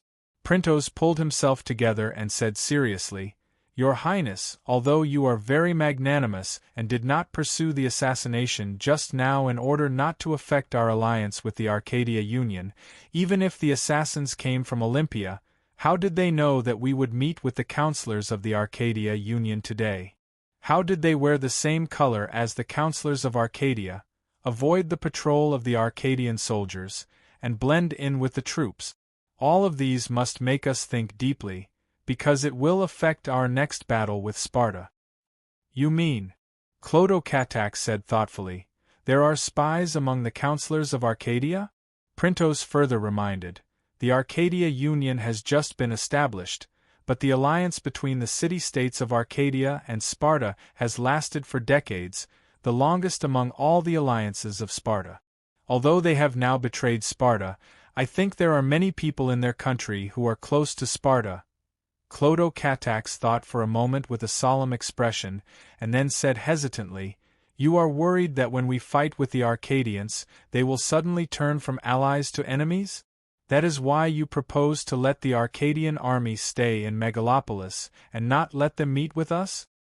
Your Highness, Printos said sincerely, in the past wars of the kingdom, His Majesty has cleverly instigated the internal strife of the enemy many times, thus shortening the time to achieve the final victory. Because of this, we have to be even more careful if the enemy uses this strategy on us, especially now that we have to go all out to fight against the powerful Sparta. If our allies suddenly attack us, the consequences will be unimaginable. So, for the sake of safety, it is safer for us to not let the Arcadians participate in the battle. Moreover, with the current strength of our army, we can deal with the Sparta people. Without the burden of the Arcadian army, we will be able to command the army more smoothly, and we will be more determined in the battle. I understand. Thank you, Lord Printos, for your reminder. I agree to carry out the new plan. Clodocatax still had some doubts. But, without the help of the allies, how can we get the help of the local people in the next battle? How can we not be seen as enemies by them? Your Highness, not all of the cities of Arcadia have a close relationship with the Sparta people in the past. Printos's reminder made Clodocatax's eyes brighten up. You mean Mandinia? It seems that while we are building the camp, we have to send someone to have a good talk with the Lycomede. I hope he can send us some Mandinians as guides. Yes, Your Highness, Printos said respectfully. This was not an act, but a sincere one. In his opinion, although this young prince lacked military experience, he was not only good at listening to the opinions of his subordinates, but also able to quickly draw inferences about other things once he was given some advice. He was definitely not a puppet that could be fooled easily, as expected of someone with the bloodline of Hades. At this time, they had already caught up with the main army. The soldiers, who had been marching for a long time, had already started singing the Song of the Legion under the command of the officers. Clodocatax immediately rode close to the marching column and sang along with the soldiers without caring about his status. He even shook his head when he sang excitedly. Not only did the soldiers not find it funny, but it also made them feel close to him. The vigorous and heroic singing washed away the fatigue of the soldiers, and it also echoed among the hills and mountains. Arcadia's counselors stopped to listen. Although the lyrics could not be heard clearly, it did not stop them from exclaiming, "The morale of the Dionia soldiers is very high. Not only is their morale high, look at their equipment, look at their marching, this is a well-trained army, they are fully capable of fighting against Sparta." Just fighting? You and I have fought with the Sparta people many times. The Sparta soldiers are indeed well trained, but how many of them are they? Look at this Dionysian army, it has been so long, but I still haven't seen the tail of their army. I'm afraid the number that the Dionia general said is correct. They have more than 30,000 soldiers. I'm afraid the sparse Sparta soldiers are no match for them. Can you tell the combat power of an army just by looking at their marching? I think in the end, we will only know who is stronger and who is weaker after the real battle. In any case, with the powerful Dionia as an ally, we will feel very at ease. Don't forget, the powerful Sparta was our ally in the past, but why do we still want to form an alliance? Sigh. I'm afraid that after we drive away the old Wolf King, a new Wolf King will be ushered in. The key is that this new Wolf King's faith is different from ours. They believe that Hades is the master of all gods. Otherwise, why would the Olympia assassinate the Dionia commander? Everyone, don't forget, Zeus is also the protector of our Arcadia Union. As soon as these words came out, there was a dead silence. Lycomedes hurriedly said loudly, "Everyone, the covenant between us and Dionia states very clearly that both sides respect each other's religious beliefs, and will never slander or interfere with each other. You don't have to worry about this at all. Now that the Sparta army is attacking, it concerns the survival of the alliance. We need a powerful ally, Dionia, to help us defeat the enemy. This is the most important thing we should do at this time, and we can put other things aside for the time being. Lycomedes is right.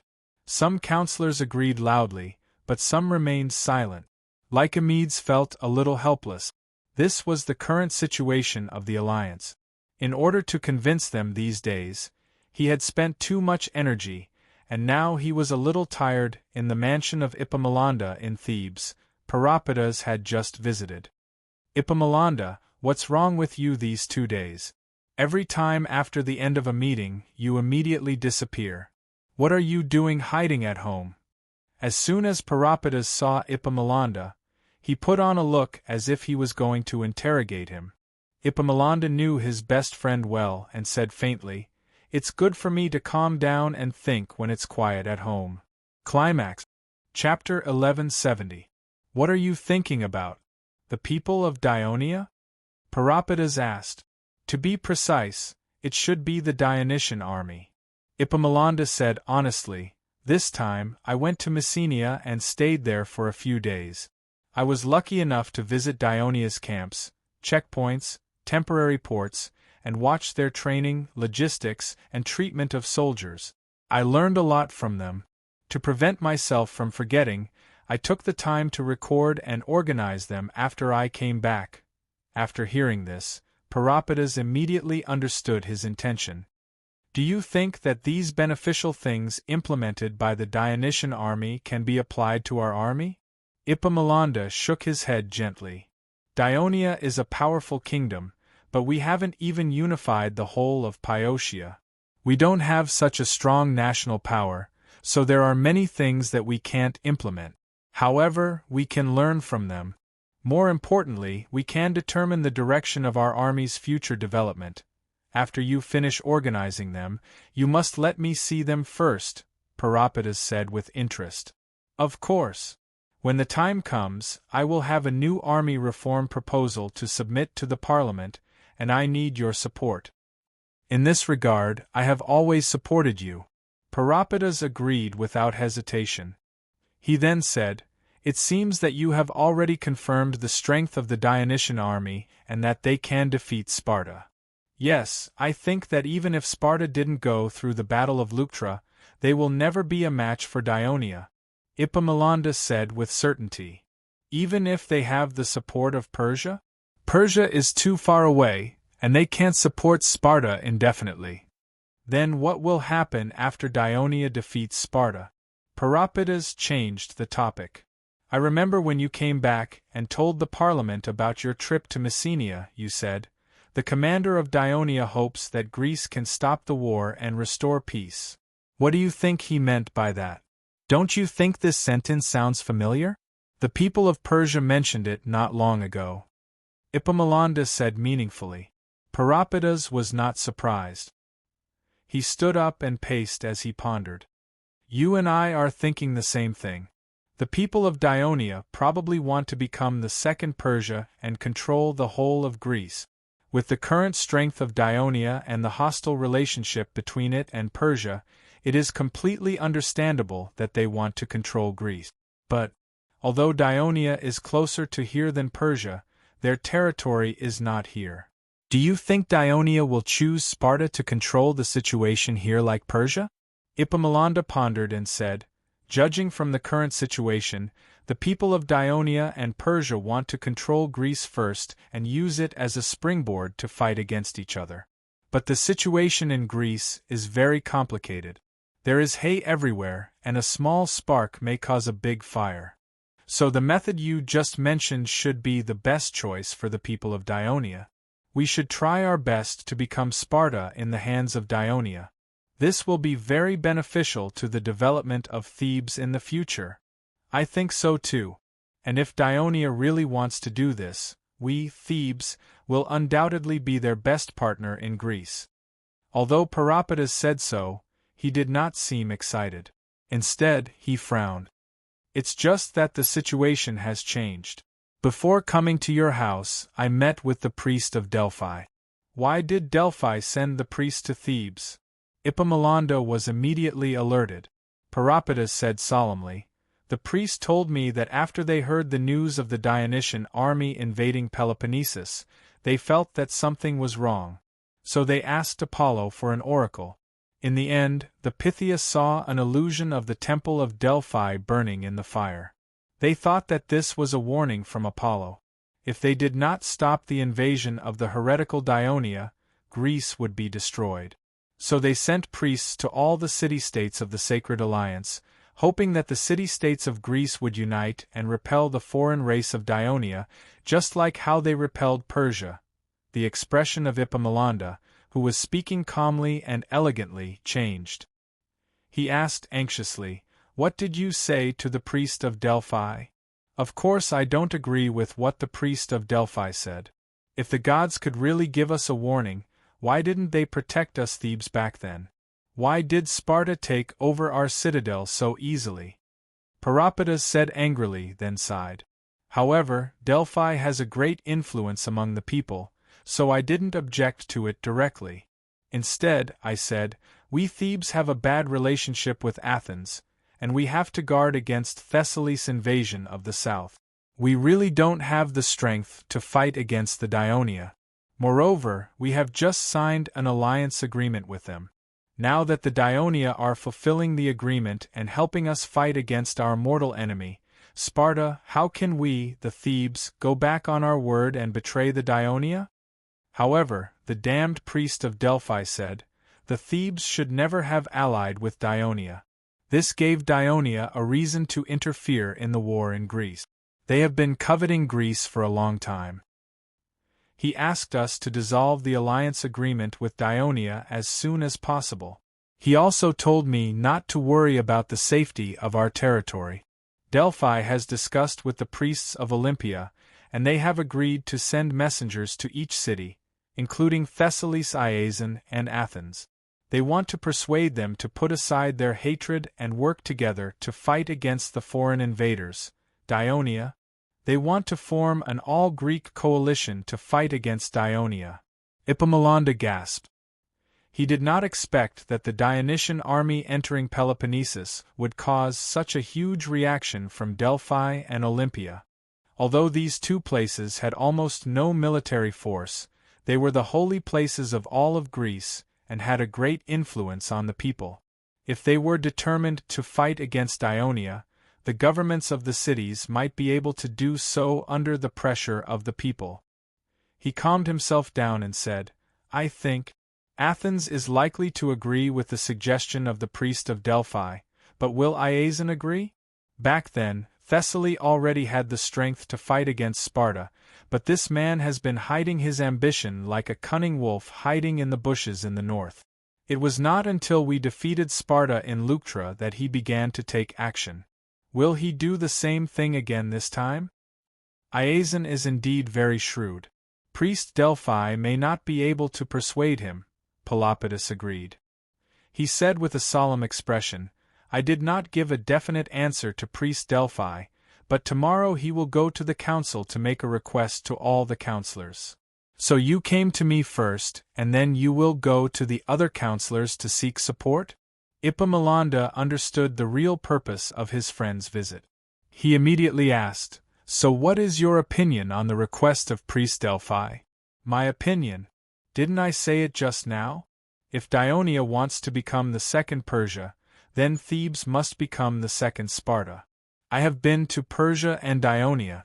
The ordinary towns in the kingdom of Dionia are more prosperous than many of the city-states in Greece, not to mention their central city, Thurii.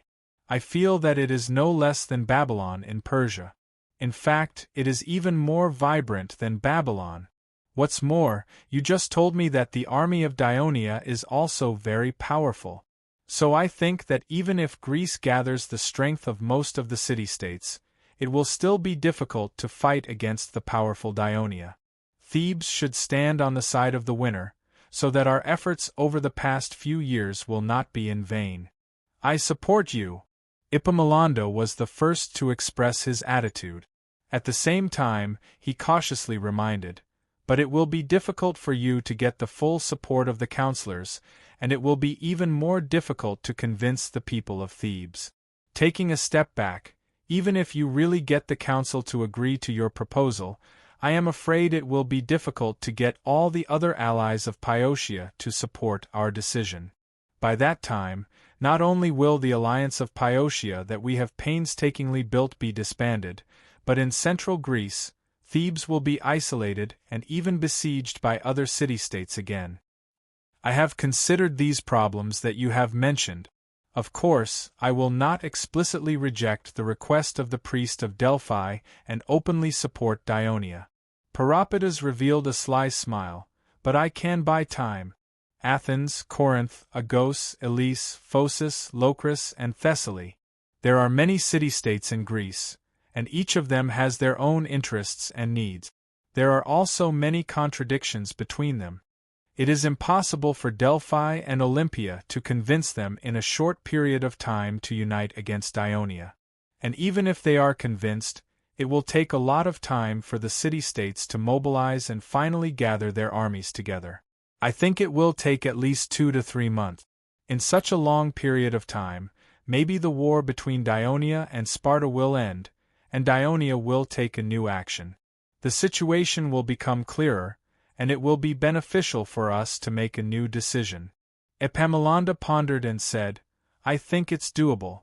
Let's use the fact that the Thessalians and Athens have yet to make their stance clear, and their hostility towards Thebes is still obvious, and Pyotia's safety is still threatened as an excuse. We can adopt the resolution of not making our stance clear and temporarily buy time. I believe that the counselors and people of Thebes will be able to accept it, and it will also be in line with the interests of the other Pyotia allies. Chapter 1171. Every time I talk to you, it always dispels a lot of my worries. Peropidas said half-jokingly, half-seriously, I can't talk to you anymore. I have to visit the other counselors next. By the way, we should let the people of Dionia know how much pressure we have endured to maintain this alliance, and how much effort we have put in.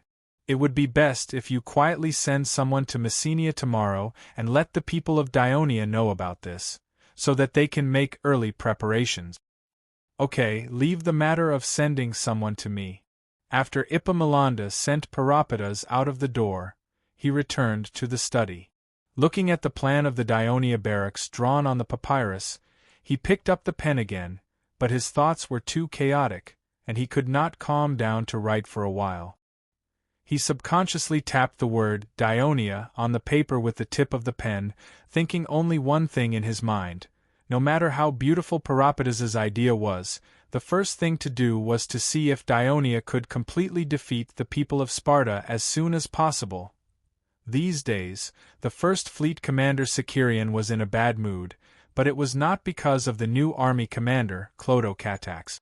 Although when he first arrived, Sicerion did not go to greet him out of the reserve of an old general, but on the second day, the prince personally visited the camp of the First Fleet near the coast and was very respectful to Sicerion. In the end, Sicerion was moved, and he took the initiative to promise that he was willing to lead the fleet to fully cooperate with the army in the battle.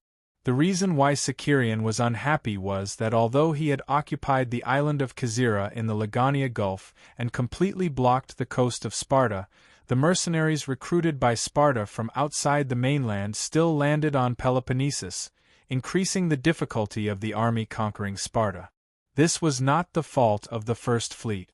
Before Sicerion left Thurii, the Devers had told him that after the first flotilla arrived at the southern waters of Peloponnesus, they should try not to cross the Lagania Gulf to patrol the east coast of Peloponnesus or even further north in order to avoid the dissatisfaction of the coastal city-states such as Argos, Corinth, and even Athens.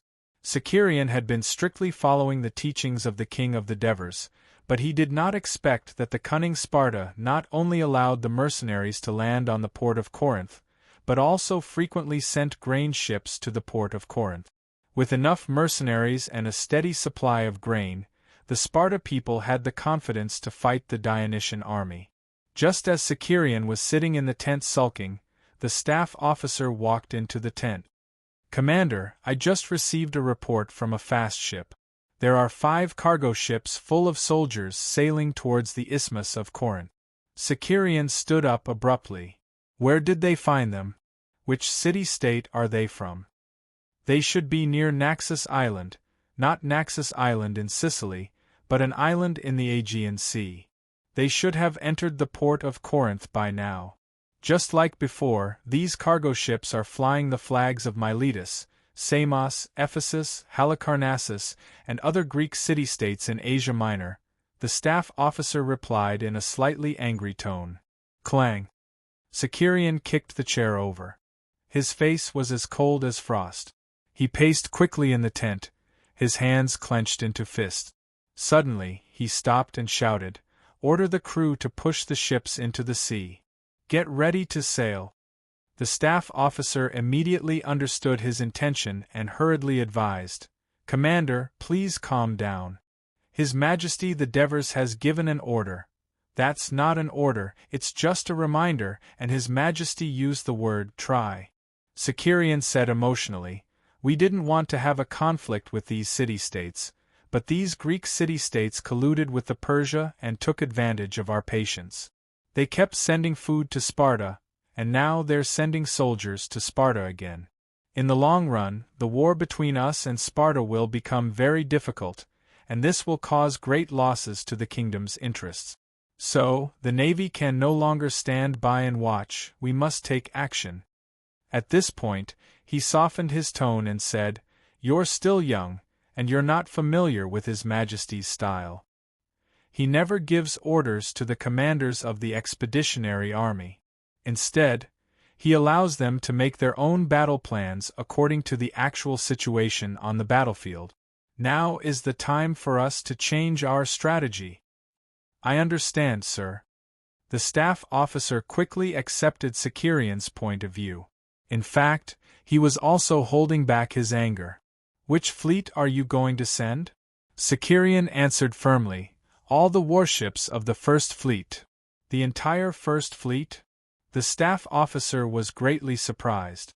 The First Fleet had more than 500 warships, and it was like killing a chicken with a butcher's knife just to sink a few troop and grain carriers. Sicarian saw through his thoughts and said in a deep voice, "This time, we're not just going to capture or sink all the ships that transport food and soldiers to the port of Corinth. We're going to completely hurt them so that they won't dare to help Sparta in the future. At the same time, this is also an armed voyage for the first flotilla of Dionia to enter the Aegean Sea. We're going to show those Greek city-states our great strength, and let those city-states that want to go against us reconsider whether they have the ability to do so. Yes, I'll inform the entire fleet to get ready to set sail immediately." More than an hour later, Sicarian boarded his flagship, raised the flag of departure, and blew the bugle. Apart from the 2 columns of 50 warships anchored at Kazira Island to blockade the coast of Sparta, the Ministry of Military Affairs, after the war in the Western Mediterranean, under the instructions of the Devers, the Ministry of Military Affairs made some adjustments to the Navy. Not only did it change the 4 major fleets to 3 major fleets, but it also changed the organization of the fleet.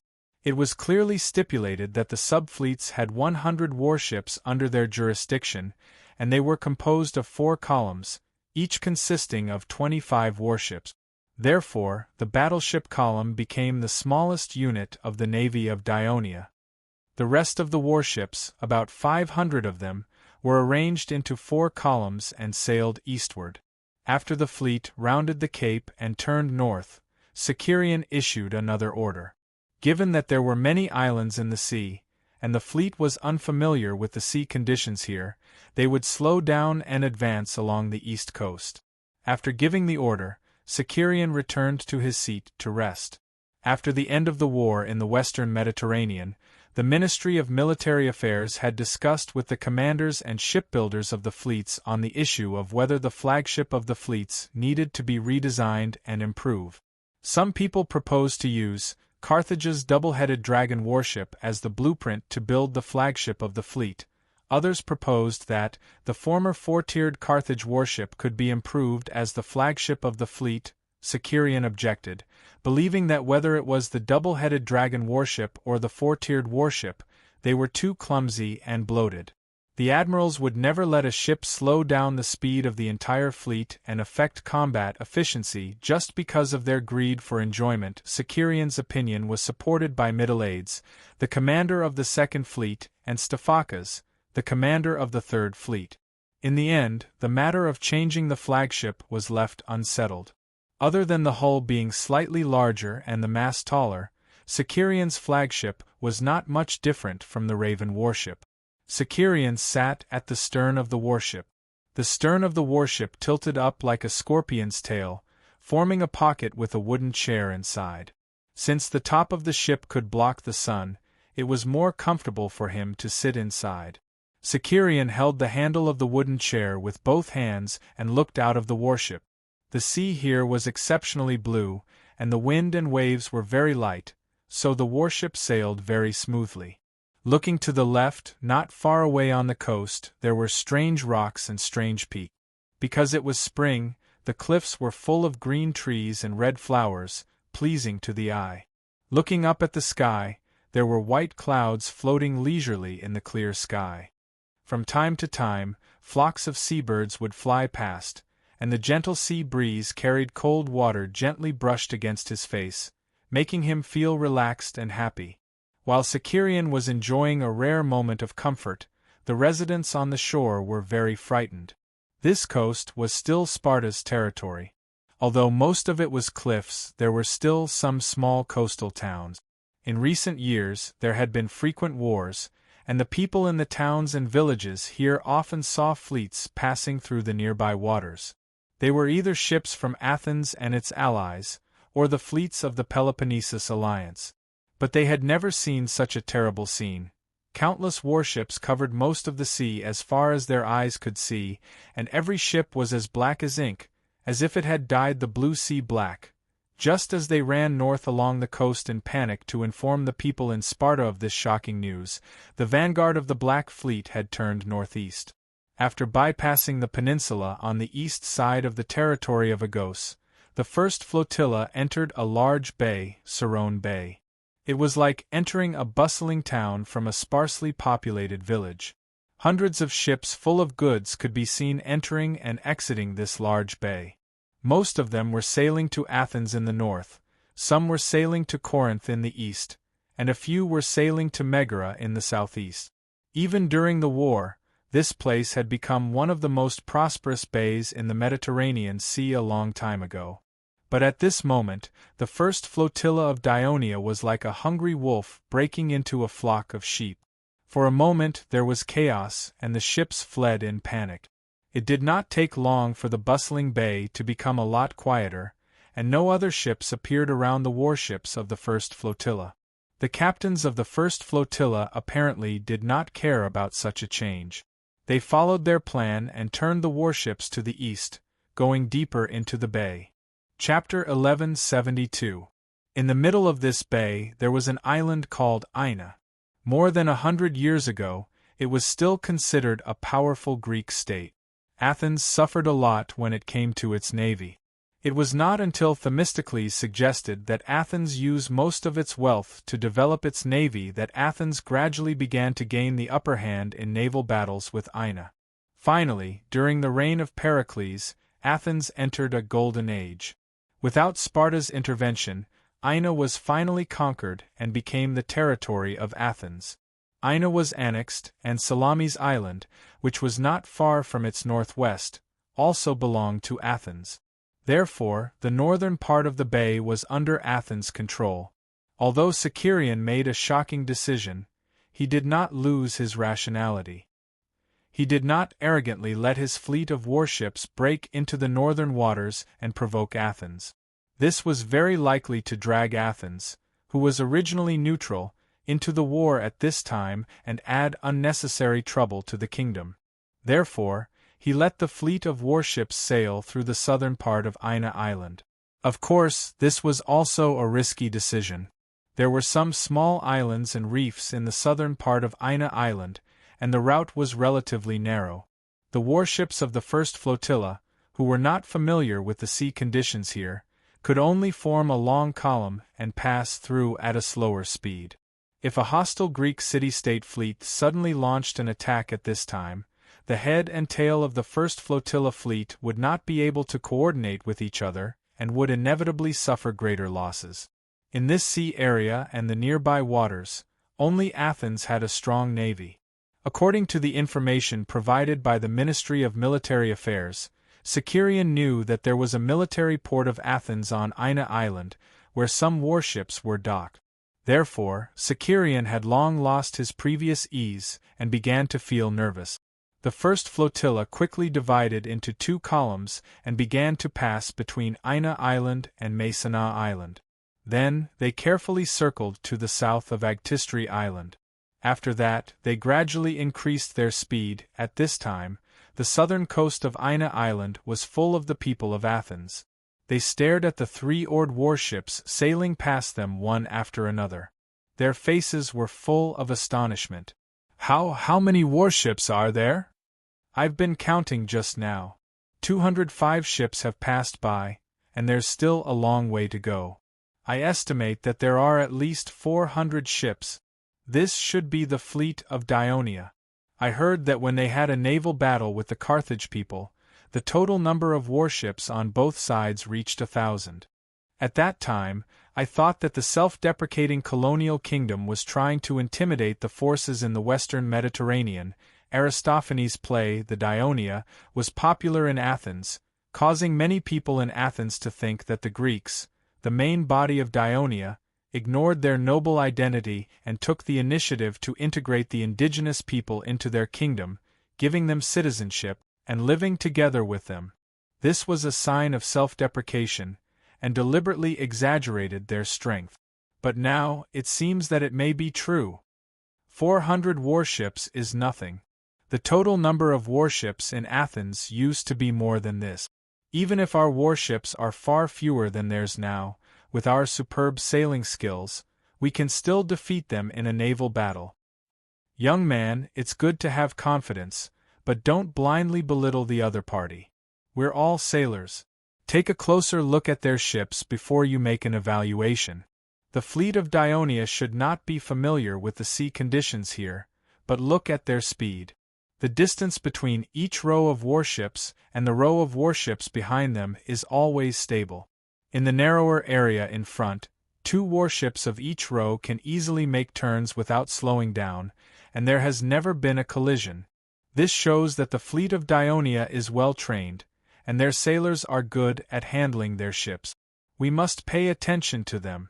Hey! You guys, now that the fleet of Dionia has arrived at our doorstep, you still have the leisure to stand here and watch? Shouldn't you be dispatching our warships to prepare to protect our homeland? What do you know, a woman like you?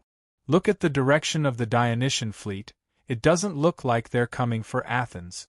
Besides, we haven't received the order to attack from the executive committee of the general. If we attack rashly and cause a war between Athens and Dionia, we may be condemned by the assembly of citizens.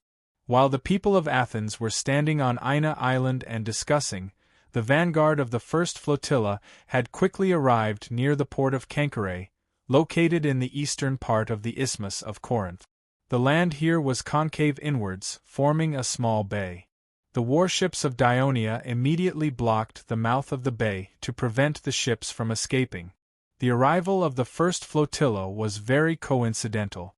After the 5 troop carriers from Asia Minor entered the port of Kenchire, another 2 grain carriers from Asia Minor arrived near the port of Corinth. When they received the news that the Dionysian fleet had appeared in Serone's Bay, they panicked because of their guilty conscience. They swarmed into the port, causing panic and congestion at the entrance of the port. The port could not be closed for a while. The warships of the first flotilla seized the opportunity to rush into the port, trying their best to hit all the ships flying the flags of the city-states of Asia Minor that they could see, even though they had already docked at the port. In the process, in order to clear the route, they inevitably knocked over other ships. The port of Kenchire was in chaos. The people on the shore were panicking and screaming. But for a while, the officials of Corinth at the port could not find any effective measures to stop the Dionia warships from wreaking havoc in the port.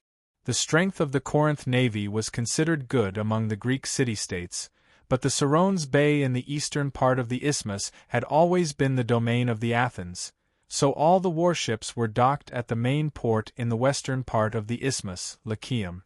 And even if the fleet was in the eastern port this time, they could not compare to the number of Dionia warships that were constantly pouring into the port. In addition, more than a dozen Raven warships docked at the port one after another, and the fleet's infantry immediately went ashore. But they did not go after the people of the port, nor did they try to seize the port. Instead, they lined up in a neat phalanx of nearly 500 people, holding shields and swords in their hands, and shouted in unison, "We only attack the cargo ships that transport troops and food for Sparta. We mean no harm to Corinth. We only attack." The shouting of the fleet's infantry was a little ridiculous, but it worked in the current chaotic situation. The Corinth fleet hesitated, and because of the deterrence of the Dionia soldiers who landed on the shore, they neither fired rockets from the sentry tower, nor did they find a way to close the water gates. Not long after, the bugle sounded on the flagship of the First Fleet, and all the Dionia warships in the port quickly evacuated. The people of Corinth in the port calmed down a little, but the entire port was filled with broken boards and wreckage, and the cries for help of the sailors who fell into the water could be heard incessantly. It was a tragic scene. The Dionia warships successfully evacuated the port of Corinth, and Sicerion breathed a sigh of relief. When he was about to give the order to evacuate the Serone's Bay, the lookout at the top of the mainmast suddenly shouted, "A yellow flag has been raised by a fast ship in the northeast." Sicirion's heart skipped a beat. He knew that this meant that the number of warships less than the first flotilla was approaching, and in this big bay, there was only one city-state that dared to make such a move, Athens. Sicerion began to get excited. He shouted, "Raise the stars, the fleet is heading northeast." The captain of the flagship rushed to the stern and asked anxiously, "My lord, are you going to start a war with Athens?" "Calm down, Acritus."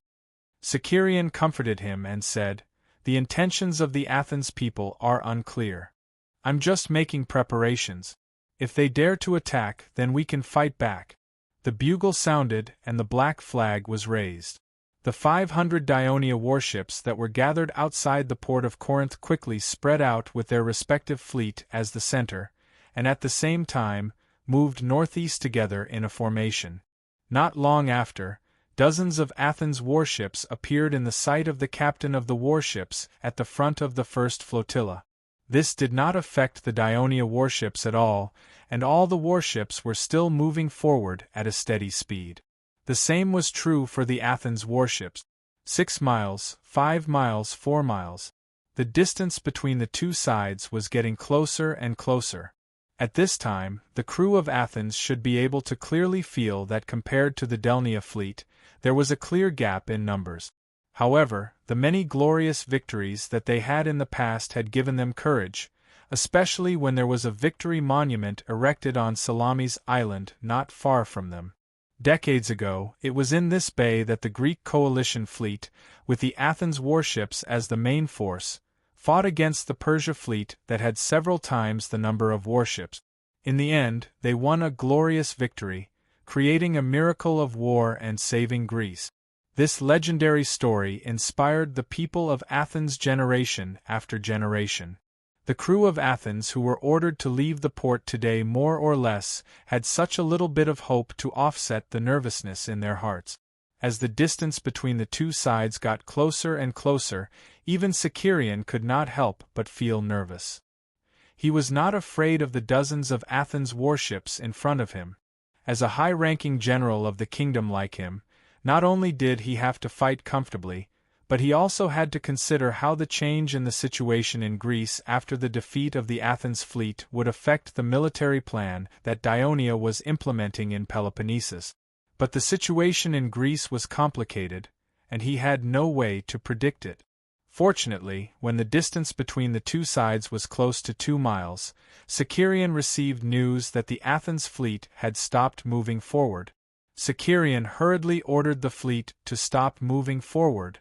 The warships of both sides were 2 miles apart, facing each other quietly.